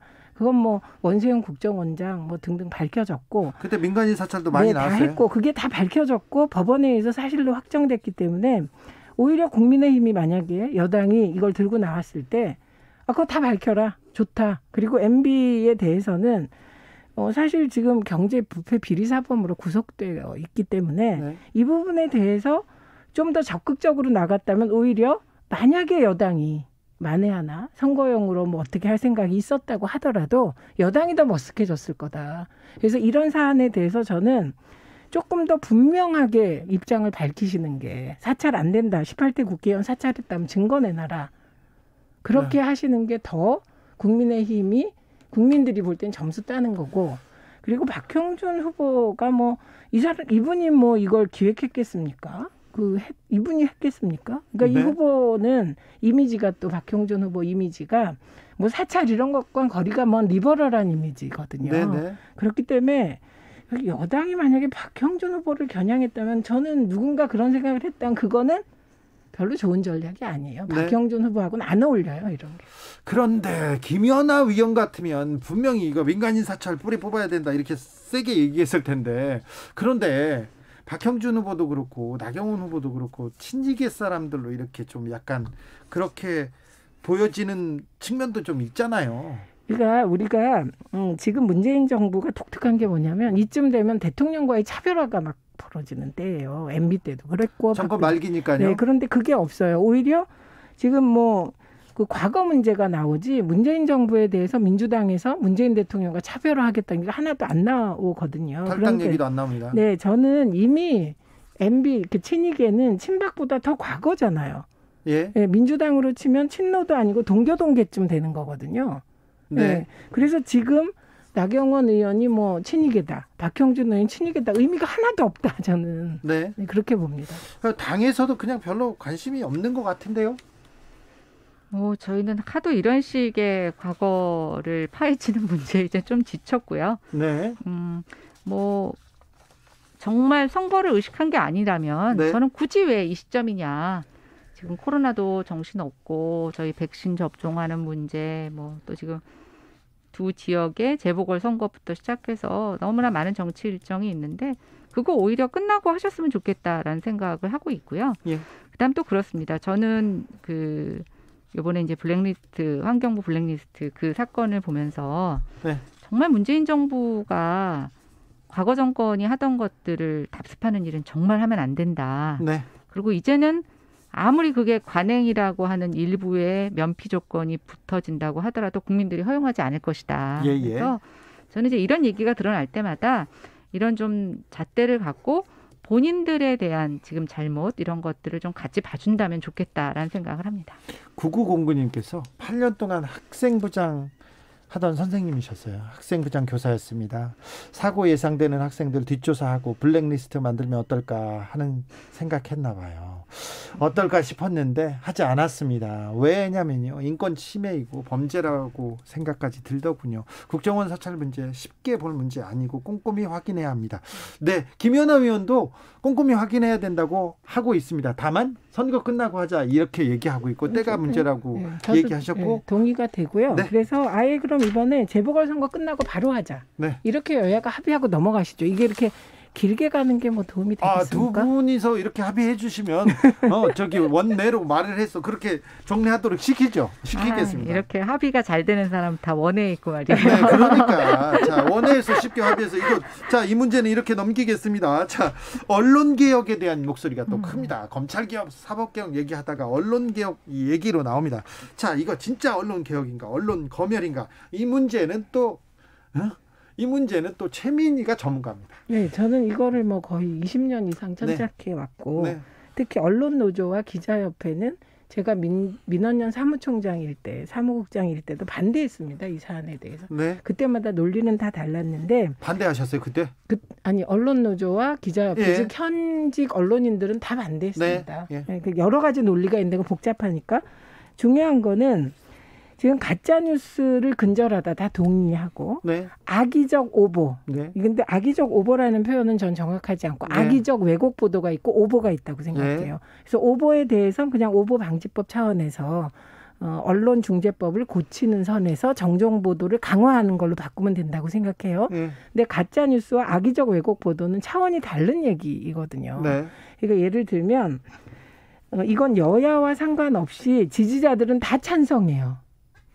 이 부분은. 그래서 대구에서도 찬반이 그냥 1% 내로 엇갈리는 그런. 그렇죠. 그러니까 국민들은 지지해요. 다. 네, 언론 개혁해야 된다. 국민들은 다 공감합니다. 네, 왜냐하면 그 야당 지지자들은 방송이나 이쪽이 너무 그 야당만 비판한다고 보고 있고 여당 지지자들은 보수 언론이 너무 여당만 흔들고 야당 편을 든다 이렇게 보고 있기 때문에 그런데 편드는 거 가지고 뭐라고 할 수는 없고 가짜 뉴스는 정말 근거 없는 뉴스니까 그거에 맞게 처벌법을 만들어야 되고 악의적 왜곡 보도에 대해서는 이게 악의적인가의 입증 책임이 문제인 거예요. 그렇죠. 그래서 입증 책임이 지금은 그리고 도입하고자 하는 법은 피해자가 입증 책임을 줘야 되는 입증을 해야 되는데 이게 너무 힘든 일이에요. 어렵죠. 예, 그래서 이 입증 책임을 다하기 전에 피해자가 죽는 경우도 있어요. 예를 들면 포르말린 통조림. 그 통조림에서 포르말린이 나왔다 그래서 통조림 회사들이 다 무너졌는데 나중에 알고 보니 자연 발생된 거예요. 일부러 넣은 게 아니고. 인체에 유해하지도 않습니다. 유해하지도 않고 그래서 그 중소기업 사장이 자살했잖아요. 그때. 그래서 징벌적 손해배상제가 시작됐는데 이게 정파적으로 바뀌면서 논란이 되고 있어요. 그래서 저는 여야가 악의적 왜곡 보도에 대해서 입증 책임을 어떻게 할 것인가만 합의하면 이 법은 논란의 대상이 아니라는 거예요. 정치적인 문제만 생각하시면 안 된다. 이런 조언을 드리고 싶습니다. 김연아 의원님. 굉장히 그럴듯해요. 최민희 의원님 얘기하시는 게 필요해 보이고. 근데 저는 이제 이 부분에 있어서 우리가 악의적이다 또는 심리적으로 중대한 피해를 입힌다라고 하는 것이 사실은 법률적 다툼으로 가면은 굉장히 애매한 내용이에요. 네. 그래서 이제 지금도 우리가 사법적 판단을 갈 때 이거하고 여러 가지 시간이 걸리고 이러는 이유가 이게 굉장히 규정하기가 어렵기 때문에 그렇거든요. 그리고 이제 지금 이게 사법적 판단이 너무 오래 걸리니까 사실은 그 전에 게재를 열람을 차단한다거나 이제 이런 식의 조치를 취하자는 거잖아요. 근데 그럼 그걸 누가 판단하느냐라고 보면은 아까도 이제 악의적 왜곡과 악의적 오보라고 얘기하셨는데 사실 이것도 피해자나 가해자가 일방적으로 거짓말을 하게 되고 그거를 규명해야 되는 사람들이 제대로 규명을 못해도 사실은 어떤 때는 왜곡도 있고 오보도 있고 아닌 경우도 있는데 저는 이제 이렇게 하게 되면 사실은 언론이 어떤 것들을 이제 폭로하거나 또 이게 지금 가짜 뉴스만 하는 게 아니라 이제 개인들 간에서도 있을 수 있는 거라고 보여지는데 그런 것들 속에서 이게 제대로 될까라는 생각이 들고 지금 이제 이걸 판단해야 되는 방송통신심의위원회나 언론중재위원회 같은 경우에서 얼마나 객관적이고 중립적이냐라는 논란이 있을 수 있을 것 같습니다. 그래서 되게 필요하지만 신중해야 된다. 그리고 이것을 판단하는 주체에 대한 정말 중립적이고 편파적이지 않다라고 하는 것이 담보돼야 된다. 그렇지 않으면 이것은 정말 이걸 활용하는 사람들에게 있어서 또 힘을 가진 사람들이 굉장히 진짜 악의적으로 활용할 수 있는 그래서 언론의 재갈을 물릴 수도 있는 그런 장치가 될 거다 이렇게 생각합니다. 언론의 문제점, 언론 개혁을 반대하는 사람은 별로 없을 거예요. 네, 없어요. 그렇죠. 거의 없을 거예요. 그런데 이 문제는 좀 자세히 우리가 따져봐야 되는데 이거는 그냥 하긴 지금 말씀하신 대로 징벌적 손해배상제의 판단 주체는 최종적으로 법원이에요. 그리고 언론중재위원회도 사실은 위원장이 부장판사 이상이어야 돼요. 그러니까 언론중재위원회. 근데 방송통신심의위원회는 좀 다르죠. 여야가 같이 구성하거든요. 그래서 이 징벌적 손해배상제는 따로 시간을 잡아서 하나하나 꼼꼼하게 다시 얘기해야 될 것 토론도 같습니다. 해야 되고 그리고 국회에서도 정치적인 분야를 저는 배제해도 된다고 생각해요. 솔직히 말씀드리면. 정치적인 분야는 빼자 그럼 이번에. 그래서 이게 그 기업에 대한 오보라든지 아니면 개인의 인권, 일반 그 부분만 해서라도 하자. 이렇게라도 해서 통과시켜야 되는 법이라고. 정치적인 합니다. 부분을 빼고 일반인들, 개인이 언론에 너무 당했어요.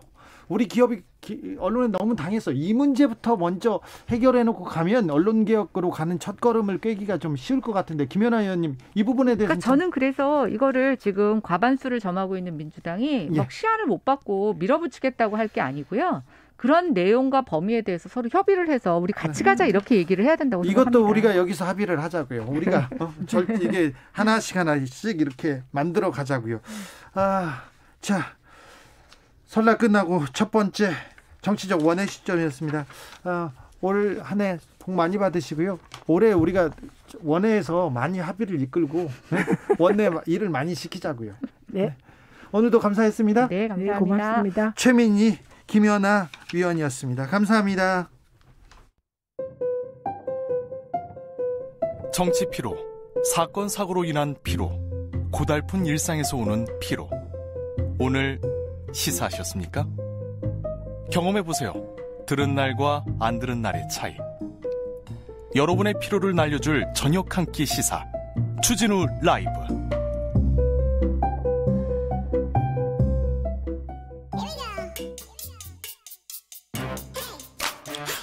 뉴스를 향한 진지한 고민, 기자들의 수다.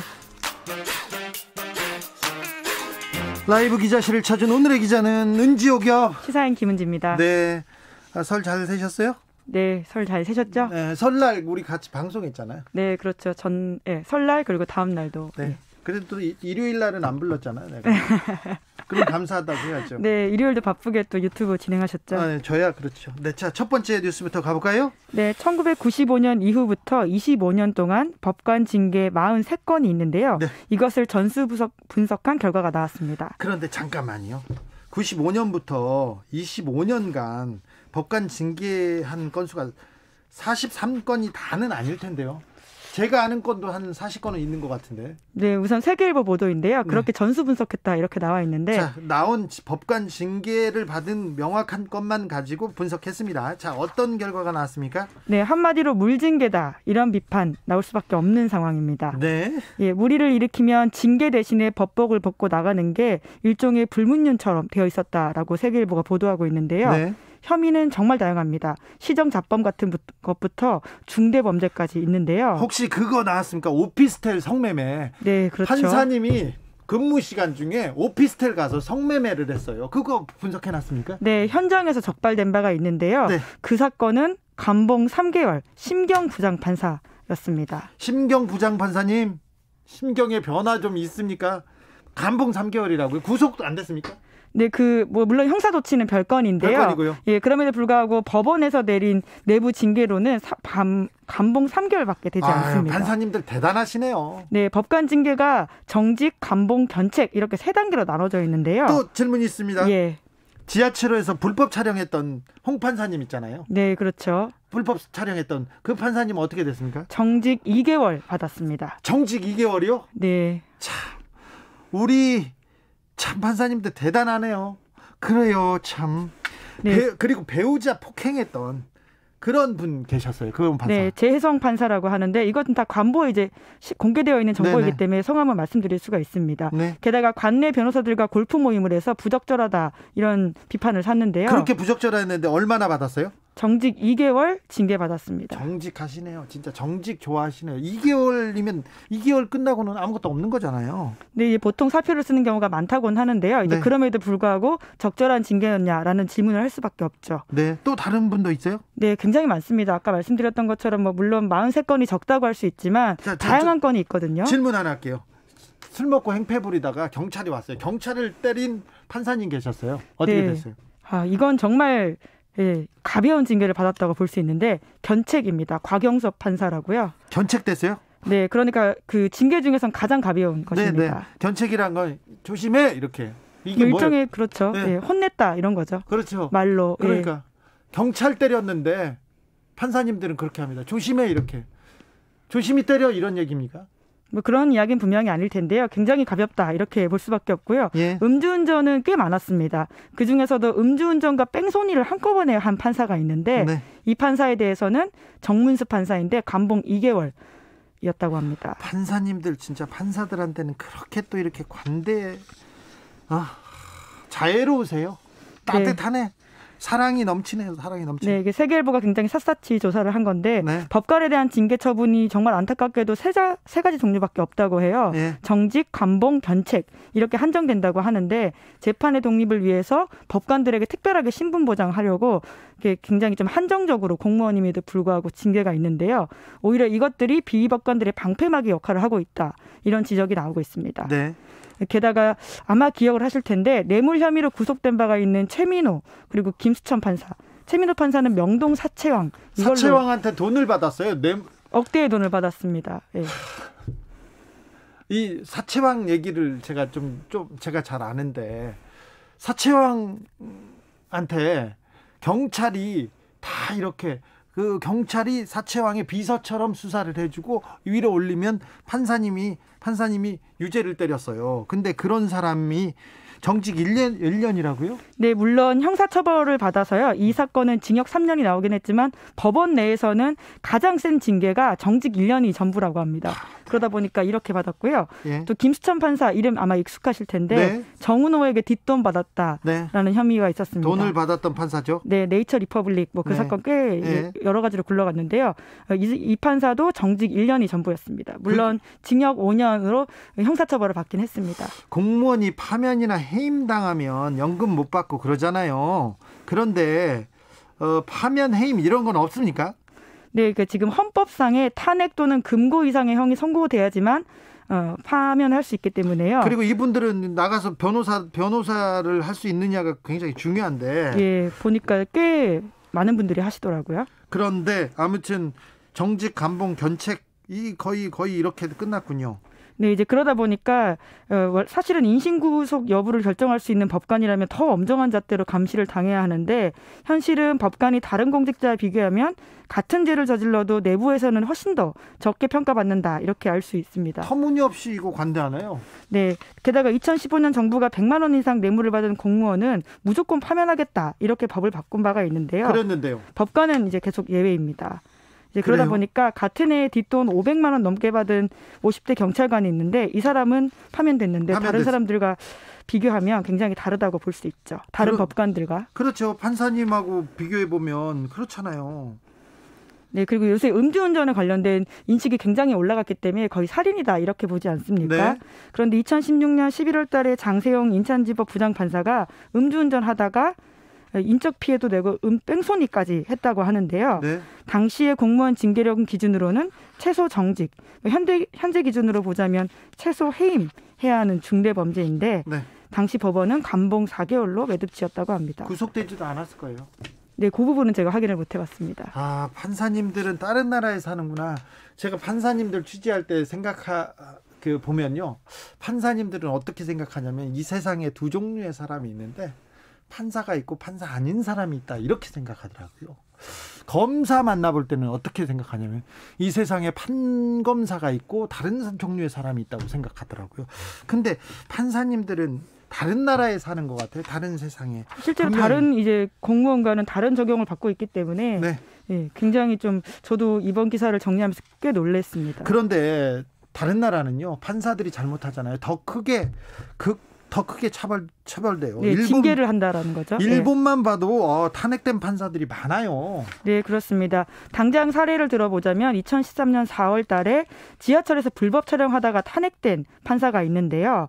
당시 일본에서 이 범죄를 어떤 식으로 이제 처리하냐면 6개월 이하 징역형 혹은 50만 엔 이하의 벌금형. 그러니까 한국 돈으로 치면 한 523만 원 정도 벌금형이라고 하는데요. 그러니까 가벼운 범죄였는데 우리나라 같으면. 네, 물론 일본에서도 그렇게 형사로는 처벌하는데 그럼에도 불구하고 탄핵을 했다라고 합니다. 판사를. 네, 이제 그만큼 내부적으로 이 판사의 행위가 굉장히 심각하다고 판단했기 때문에 징계를 그렇게 세게 한 건데요. 네.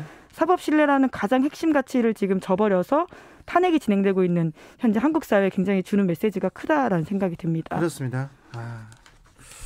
우리 판사님들 왜 이런지 잘 모르겠어요. 권혁호님께서 저런 분들이 음주운전자들 처벌할 거 아니에요. 그러면 앞으로 음주운전하지 마세요. 땅땅 하는 분들이 이분들이지 않습니까? 1029님께서는 우리 애들 다 판사시켜야겠어요. 예우가 너무 좋은데요. 공부를 할지는 모르겠어요. 네, 시키세요. 둘 다 시키십시오. 네.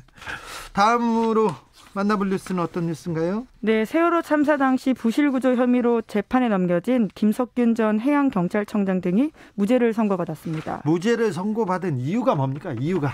네, 서울중앙지법 형사합의 22부의 판단인데요. 네. 그 재판부는 이렇게 판단을 했습니다.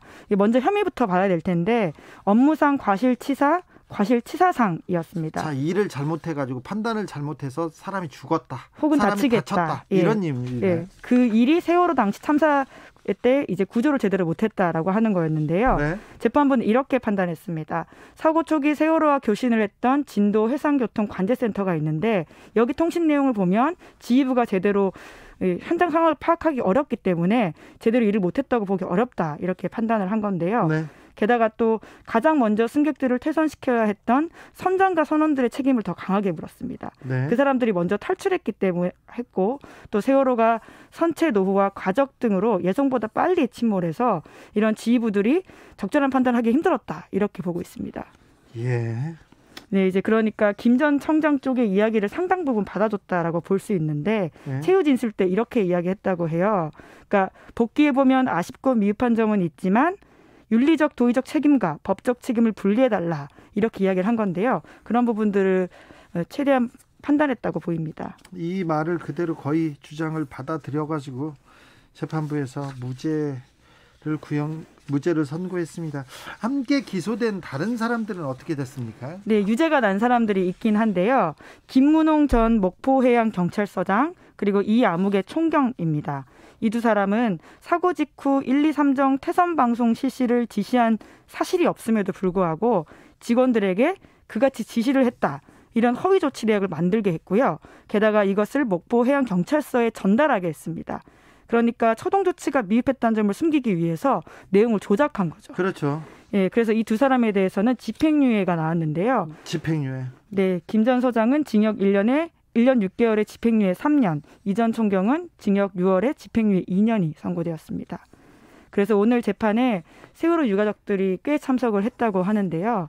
무죄 판결이 나자마자 제대로 판단한 게 맞냐 이렇게 항의를 하면서 눈물도 흘렸다고 합니다. 네.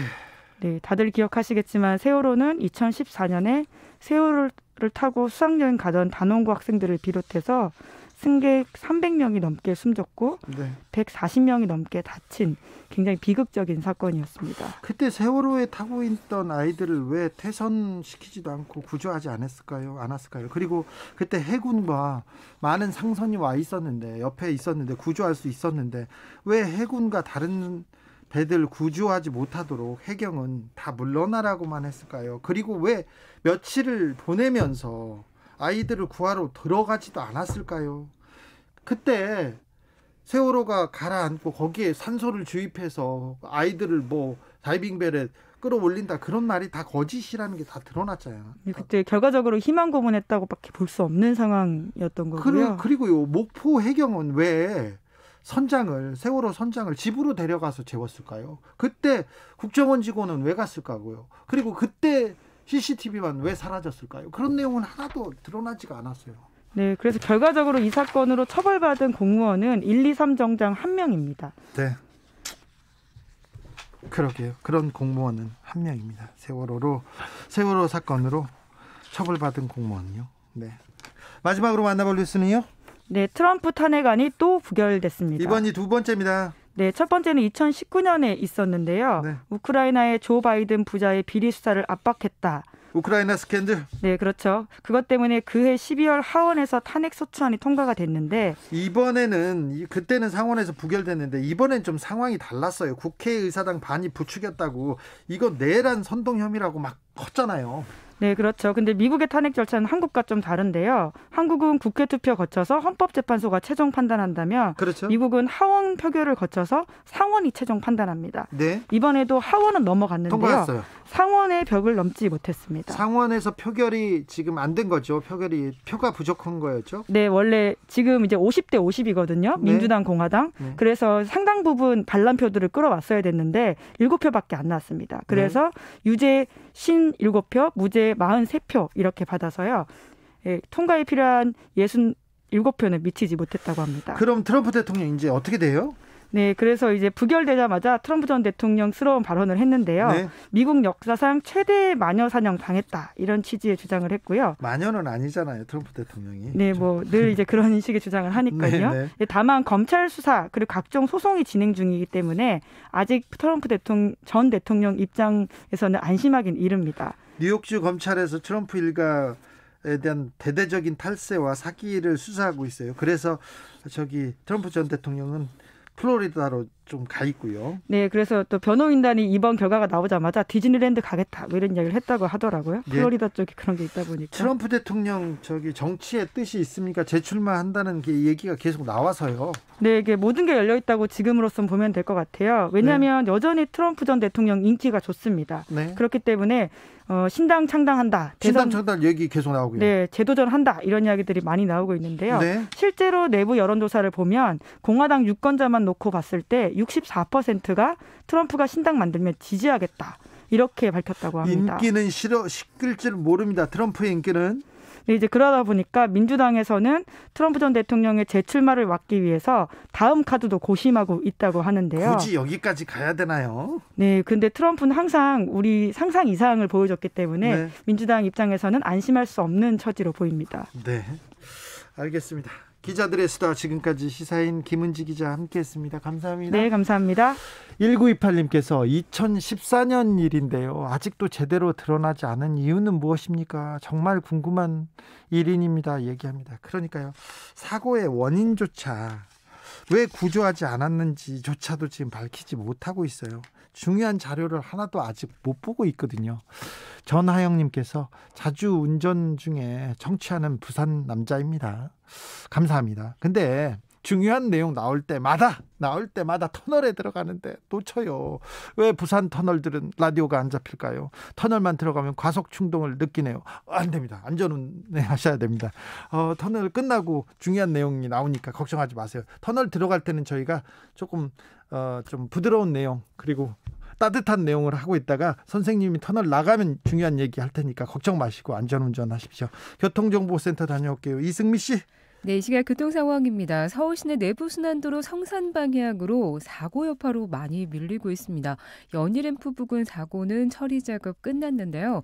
홍지문 터널 안에서 또 사고가 발생하면서 기름램프에서 연희램프까지 속도 내기 어렵고요.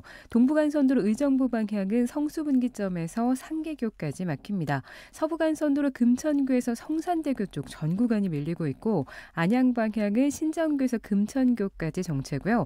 고속도로 퇴근길 평소보다 덜 밀립니다. 경부고속도로 서울 방향으로 기흥에서 수원까지나 양재에서 반포까지 막히고요. 부산 방향은 한남에서 서초, 신갈에서 수원까지 정체입니다. 영동고속도로 인천 방향은 부곡에서 동군포까지 막힙니다. 서창 부근에서 짧게 정체되고 있고요. 강릉 방향 호법분기점 1차로에 고장난 차가 있고요. 호남고속도로 순천 방향으로도 익산 부근 4차로와 갓길에 고장난 차가 있어서 주의하셔야겠습니다. KBS 교통정보센터였습니다.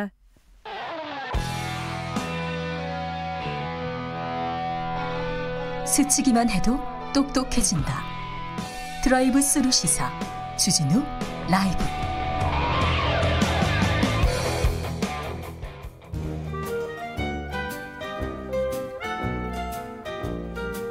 민생이 먼저다.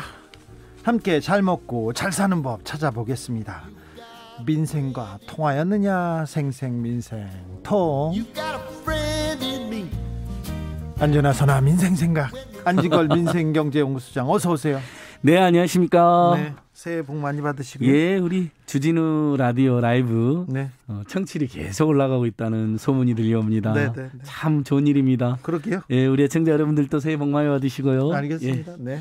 자, 민생을 위해서 생생민생통 올해도 열심히 뛰겠습니다. 자, 시작해 볼까요? 예. 자, 오늘부터 사회적 거리두기 단계가 조금 완화됐습니다. 예. 좀 먹고 살아야죠. 자영업자 소상공인분들 어떻습니까? 아주 좋은 소식입니다. 네. 근데 이제 명절 전에 제가 지난주에도 어카운트 인포 앱 소개해드렸잖아요. 그렇죠. 반응이 매우 좋습니다. 제가 댓글 다 살펴보고 있는데요. 아무튼 어카운트 인포 앱은 너무 좋은 앱이다. 휴면예금, 휴면보험금, 신용카드 포인트, 소액 계좌까지 모두 현금화가 된다. 오늘 밤 10시까지. 네. 세금도 이렇게 또 깎아줬다. 이렇게. 예, 자동이체를 변경하고 추가하고 해지하는 것도 다 됩니다. 은행에 갈 필요가 없습니다. 예. 어카운트 인포 앱 다시 한번 홍보 한번 해드리고요. 금융결제원이 잘한 정책입니다. 오늘까지만 합니까? 오늘 아니, 어카운트 인포 앱은 계속 운영되는 거고요. 네. 자동차세를 7.53% 할인받으려면 2월달, 3월달 안에 한꺼번에 내면 7.53% 할인받는다는 거. 두 가지가 항상 저의 요즘의 레포타리죠. 돈 10,000원, 20,000원, 10만 원이라도 아껴드리려고 그럽니다. 우리 국민들. 그렇죠. 민생이죠, 그게. 예, 그렇습니다. 자, 그 방역 단계 완화 확실히 숨통 트입니다. 예. 근데 이제 10시까지만 하게 된 업종들 9시까지마다 10시까지로 됐잖아요. 네. 1시간 동안 손님이 당연히 더 늘죠. 네. 저 오늘 이 방송 끝나면 사실 솔직히 말씀드릴게 모임이 있습니다. 4인 모임이 있는데 다 뭐라고 하냐면 야 8시 50분에 쫓겨나듯이 갔는데 오늘은 좀 여유 있게 이야기 좀 하자고 하시더라고요. 네, 여유 있게. 예, 그러다 보면 안주를 2개는 더 시키지 않겠습니까? 실제 그래서 우리 안주건 시장에 또 중소상공인들 위해서 안주를 많이 먹습니다. 예, 그렇습니다. 안주바를 세우고 있습니다. 자기가 많이 먹는 사람이 아니었어요. 예, 맞습니다. 원래 호리호리했는데 하나라도 더 팔아드리려고. 소상공인을 위해서 먹다 보니까 저렇게 된 거예요. 그래서 식당, 카페, 주점들은 환영입니다. 어쨌든 1시간이라도. 근데 이제 그동안 영업 금지되었던 영업 유흥주점 6종류가 이제 문을 열잖아요. 네, 노래방 같은데. 예, 영업 금지됐는데 문을 여니까 당연히 낫긴 나은데 이제 보통 밤 10시면 이제 예를 들면 보통 어디서 1차하고 뭐 8시나 9시 오시는데 누가 오겠느냐.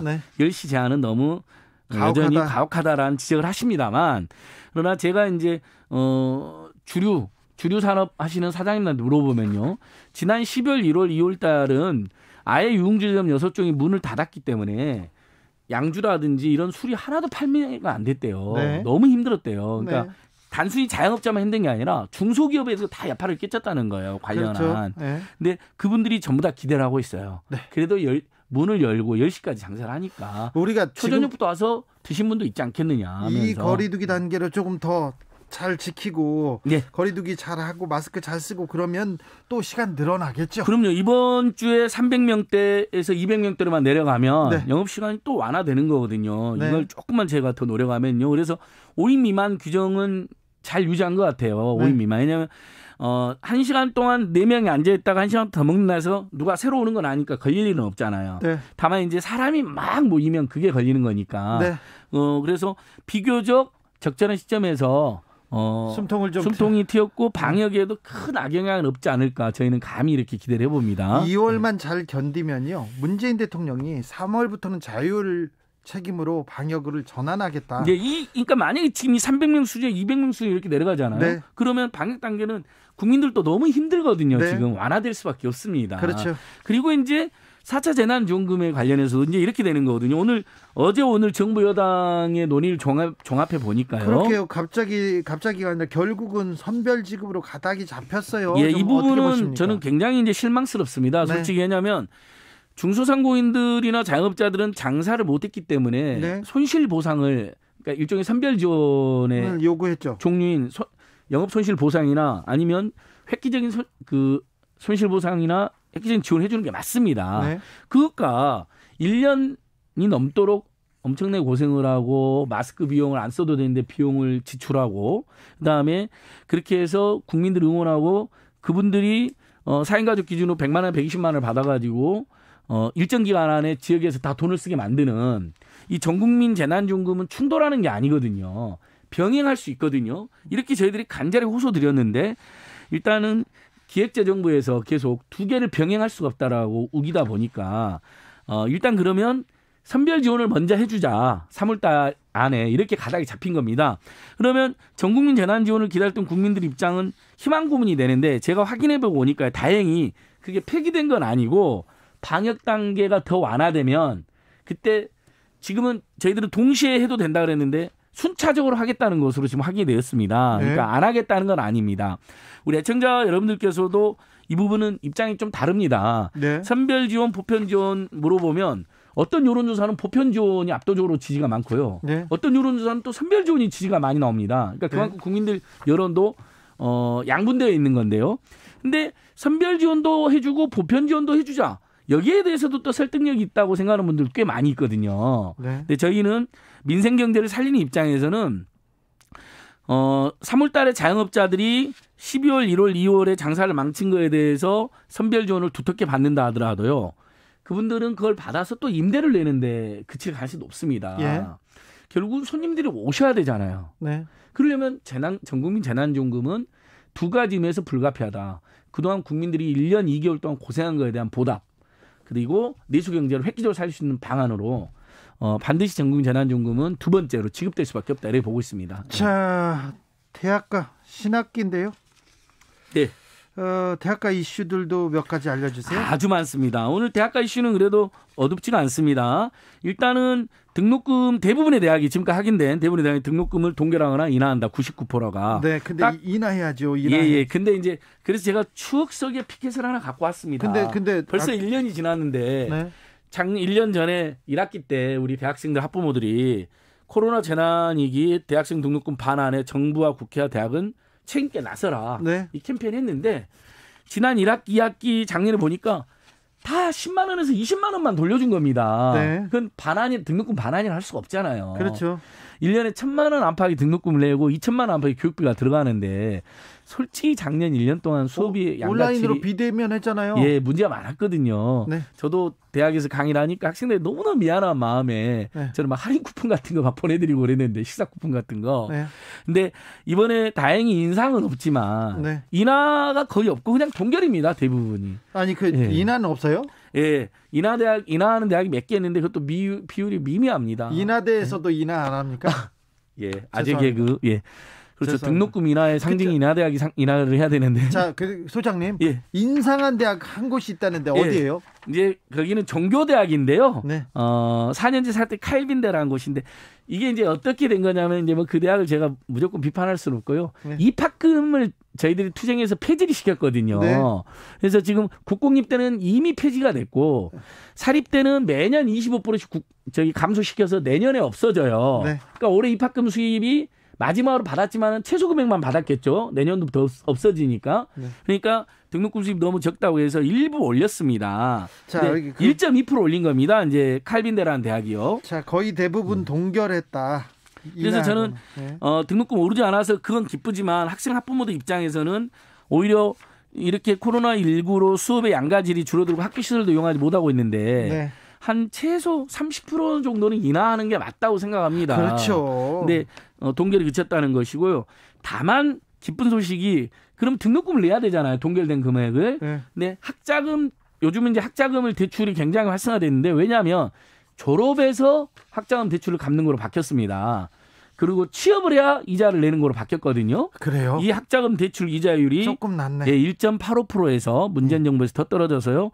올해부터는 1.7%입니다. 그러면 네. 굉장한 저금리 수준이잖아요. 네, 그러네요. 그러니까 주진우 기자님이나 저희들이 대학 다닐 때는 학자금 대출도 어려웠을 뿐만 아니라 대출을 받아도 3월 달부터 이자를 내야 되는 네, 거예요. 바로 내죠. 그래서 신용불량자가 속출하고 학생들이 너무 힘들었던 거예요. 대출 안 해줬어요. 예, 잘. 대출도 안 해주고. 근데 네. 지금은 오나면 대부분 대출을 해주고요. 예. 그다음에 그 대출금도 3월 달부터 갚는 게 아니라 졸업을 해서 취직하면 갚는 거예요. 여러분 네. 아직도 이걸 모르신 분들이 있더라고요. 이게 취업 후 학자금 상한제 또는 줄여서 든든 학자금인데요. 네. 이 대출 금리가 처음에는 막 7, 8%까지 했어요. 그랬다면서요. 지금 1.7%입니다. 이번 학기에. 이건 잘했네. 예, 1.7%는 굉장히 저금인데 저희는 한 발 더 나아가서 예. 무이자로 하자. 학자금 대출은 무이자로 해줘야 된다는 지금 호소를 하고 있는데요. 네. 마침 바다 건너 미국에서 조 바이든 대통령이 어떤 정책을 표명하고 있느냐. 여기는 이자율을 인하 정도가 아니라 코로나 때문에 대학생 학부는 너무 어렵다. 각 집마다 학자금 대출 빚 1,100만 원 아예 탕감해 주겠다고 발표를 했습니다. 그래요? 예. 그러니까 이자율을 인하해 주는 게 아닙니다. 예. 그러니까 대한민국이 여러 가지 지금 코로나 방역이나 경제 대처 잘하고 있다고는 하지만 여전히 다른 나라에 비하면 너무 미온적인 대책이 많습니다. 공부 때문에 빚을 진 거 코로나 때문에 다 어려운데 1,100만 원씩 깎아주자. 네. 우리나라의 미래이지 않냐. 이런 과감한 정책이 나온 거죠. 네. 그래서 문재인 정부도 보니까 내년에 아이 하나, 둘, 셋 있는 집에서 셋째 아이 있잖아요. 네.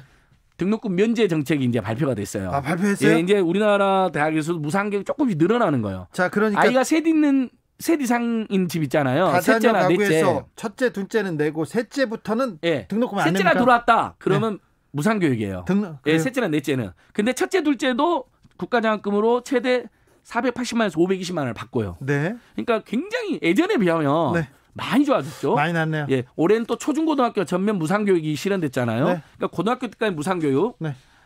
7살 때까지는 아동수당 10만 원. 그다음에 고등학교까지 무상교육. 대학에서는 셋째부터는 무상교육. 첫째, 둘째는 520만 원, 480만 원 국가장학금. 네. 그것도 부담되면 학자금 대출 이자율 1.7% 대출 받으시면 된다. 네. 상당히 진전이지만 상당한 진보입니다. 그렇죠. 그래도 여전히 아쉽습니다. 왜냐하면 유럽 같은 경우는 전면 무상교육을 하고 있잖아요. 네. 미국도 1,100만 원 아예 탕감해줬다. 이건 우리 교육당국이 정부가 배워야 된다고 봅니다. 주은지님께서 대학생 2명 있어요. 힘들어요 얘기하는데 네, 그럼요. 엄청 힘드시죠. 엄청 힘들죠. 등록금이. 9889님께서는 동네 가게들 말짱한 게 없어요. 선별 지원 해주길 바랍니다. 네, 어렵은 거 압니다. 네. 그러니까 선별 지원 해드리고 빨리 4차 재난지원금으로 2, 3월에 그 다음에 선별지원금 받았는데 임대료로 다 내고 끝이면 어떨까 하실 거예요. 장사가 잘 돼야 되잖아요. 알겠어요. 그럼 전국민 재난지원금이 두 번째로 이어서 지급이 되면 이건 자영업자들에게는 엄청난 이제 그 경제회복의 발판이 된다. 네, 7606님, 소장님 어카운트 인포에서 안 되는 거 있어요. 해지 불가 이런 계좌 많이 나오는데요. 해지 불가는 주택 청약 예금이라든 이런 거 있잖아요. 또는 적금 이런 것은 가서 해지할 수밖에 없는 거죠. 해지해야 된다면. 다만 일반 예금 있잖아요. 9,700원 들어있는 거, ATM기에서 못 찾는 거, 그거 바로 해지하고 저 돈 벌었다니까요, 저도요. 그건 바로 해제돼요? 예. 그다음에 제가 되게 어떤 곳에 자동이체 후원을 하고 있었거든요. 근데 되게 요즘 활동이 미약한데 전화로 해지하려고 할 때 너무 민망하잖아요. 미안하고 괜히 9,700원입니다. 해지해 주세요. 그러면 그러니까 그건 이제 은행 계좌는 돌려받았고 어떤 곳에 후원을 했는데 단체가 활동을 안 해요 요즘에. 근데 해지하고 싶은데 전화하면 미안하잖아요. 어카운트 인포가 하니까 해지하니까 바로 자동이체 해지가 되는 거예요. 그래요? 이런 기능도 있어요. 또. 그러니까 어카운트 인포는 정말 축복받은 정책이에요. 알겠습니다. 신용카드 포인트, 휴면예금 다 돌려받을 수 있고. 소장님의 이게 데시벨이 높아가지고 바다 건너에서 자꾸 지금 응답하는 것 같아요. 조 바이든 대통령이 조금 낮추면 우리나라에서도 많이 응답을 받을 때. 아무튼 소장님 말한 어카운트 인포 민생에 도움이 될 것 같습니다. 오늘도 감사했습니다. 여기까지 듣겠습니다. 안진걸 민생경제연구소장이었습니다. 감사합니다. 감사합니다. 오늘도 수고하고 지친 자들이여 여기로 오라. 이곳은 주기자의 시사 맛집 주토피아 주진우 라이브.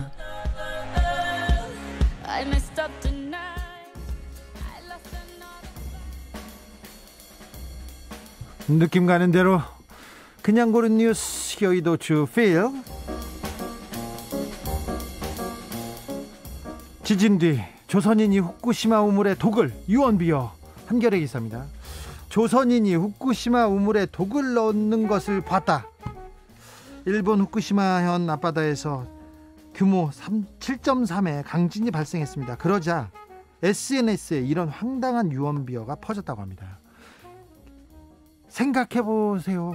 1923년 간동 대지진이라고 얘기하는 어른들도 있습니다만 조선인이 우물에 독을 넣었다 이렇게 해가지고 그때 일본에서 지진 났는데 희생양을 찾아요. 그래가지고 그런 근거 없는 비방으로 학살된 조선인이 6,000명이 넘었습니다. 6,000명이. 기록만 그래요. 훨씬 더 많은 사람들이 살해당했을 수도 있습니다. 마이니치 신문에서 이번 후쿠시마 지진을 두고도 또다시 차별적인 발언과 유언비어, 불확실한 정보가 난무하고 있다. 재해가 있을 때마다 같은 현상이 일어나고 있다. 이렇게 얘기합니다. 10년 전이었죠. 2011년 3월 동일본 대지진 때 후쿠시마 원전 사고 났을 때 그때도 외국인 범죄가 증가한다. 외국인이 약탈한다는 유언비어가 확산됐습니다. 이쯤 되면요. 재해가 발생했을 때마다 큰 어려움이 있을 때마다 희생양을 찾고요. 그걸 외국인으로 찾고 공격하는 일본의 이상한 경향, 속성을 볼 수 있습니다. 네.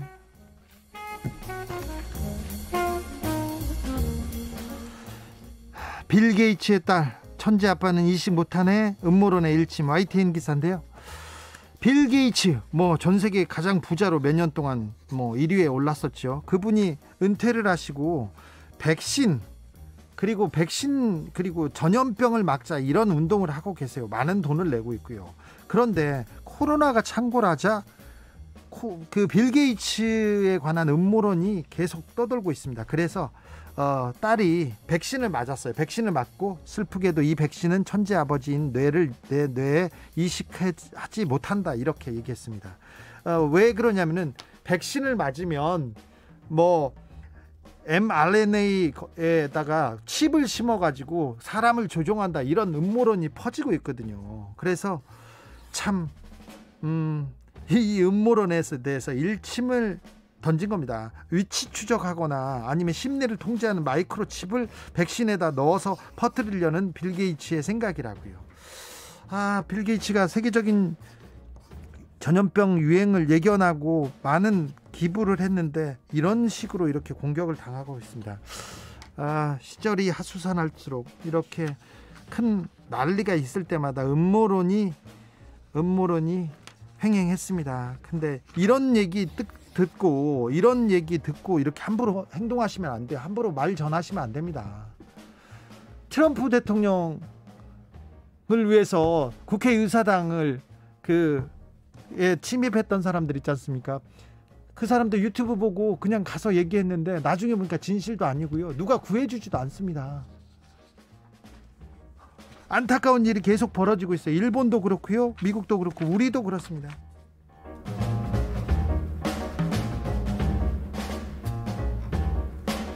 멸종위기 콘도르 수십 마리 의문의 죽음, 독극물 테러. 서울신문 기사입니다. 볼리비아에서 있었던 일인데요. 볼리비아 보면 축구팀 보면 이렇게 독수리가 한 마리 있거든요. 독수리가 아니고 콘돌이에요. 콘돌. 국가를 상징하는 동물이 콘돌인데요. 이 콘돌이 연이어 의문의 죽음을 당하고 있습니다. 콘도르 계곡이라고 불리는 계곡에서 콘도르 30마리가 사체로 발견됐습니다. 이게 굉장히 중대한 사건인데 물증을 확보하지는 못했지만 독극물 테러의 가능성이 큰 것으로 보고 있습니다. 볼리비아의 동물학자 디에고 멘데스는 30마리가 죽었다면 전 세계 콘도르의 0.5%가 순식간에 사라진 게 된다. 어서 이 테러의 범인을 잡아야 된다고 말했습니다. 국가의 상징인 새마저 이렇게 당하고 있네요. 테러를 당하고 있네요. 인간이 독극물로 이 콘도르를 잡은 거 아닌가 이렇게 의심하고 있는데 많이 안타깝습니다. 네. 인간의 악행이 어디까지 가는 건지 좀 미안하기도 하네요. 콘도르한테. 바람이 많이 붑니다. 바람 조심하십시오. 네. 사이먼 앤 가펑클의 엘콘도 파사 들으면서 저는 오늘 여기서 마무리하겠습니다. 저는 내일 오후 5시 5분에 돌아옵니다. 지금까지 주진우였습니다. If I could, I surely would.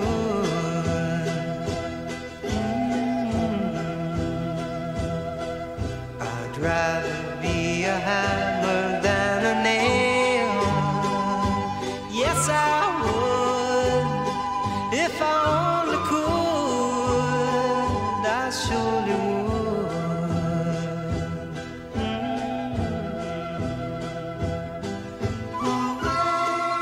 I'd rather sail away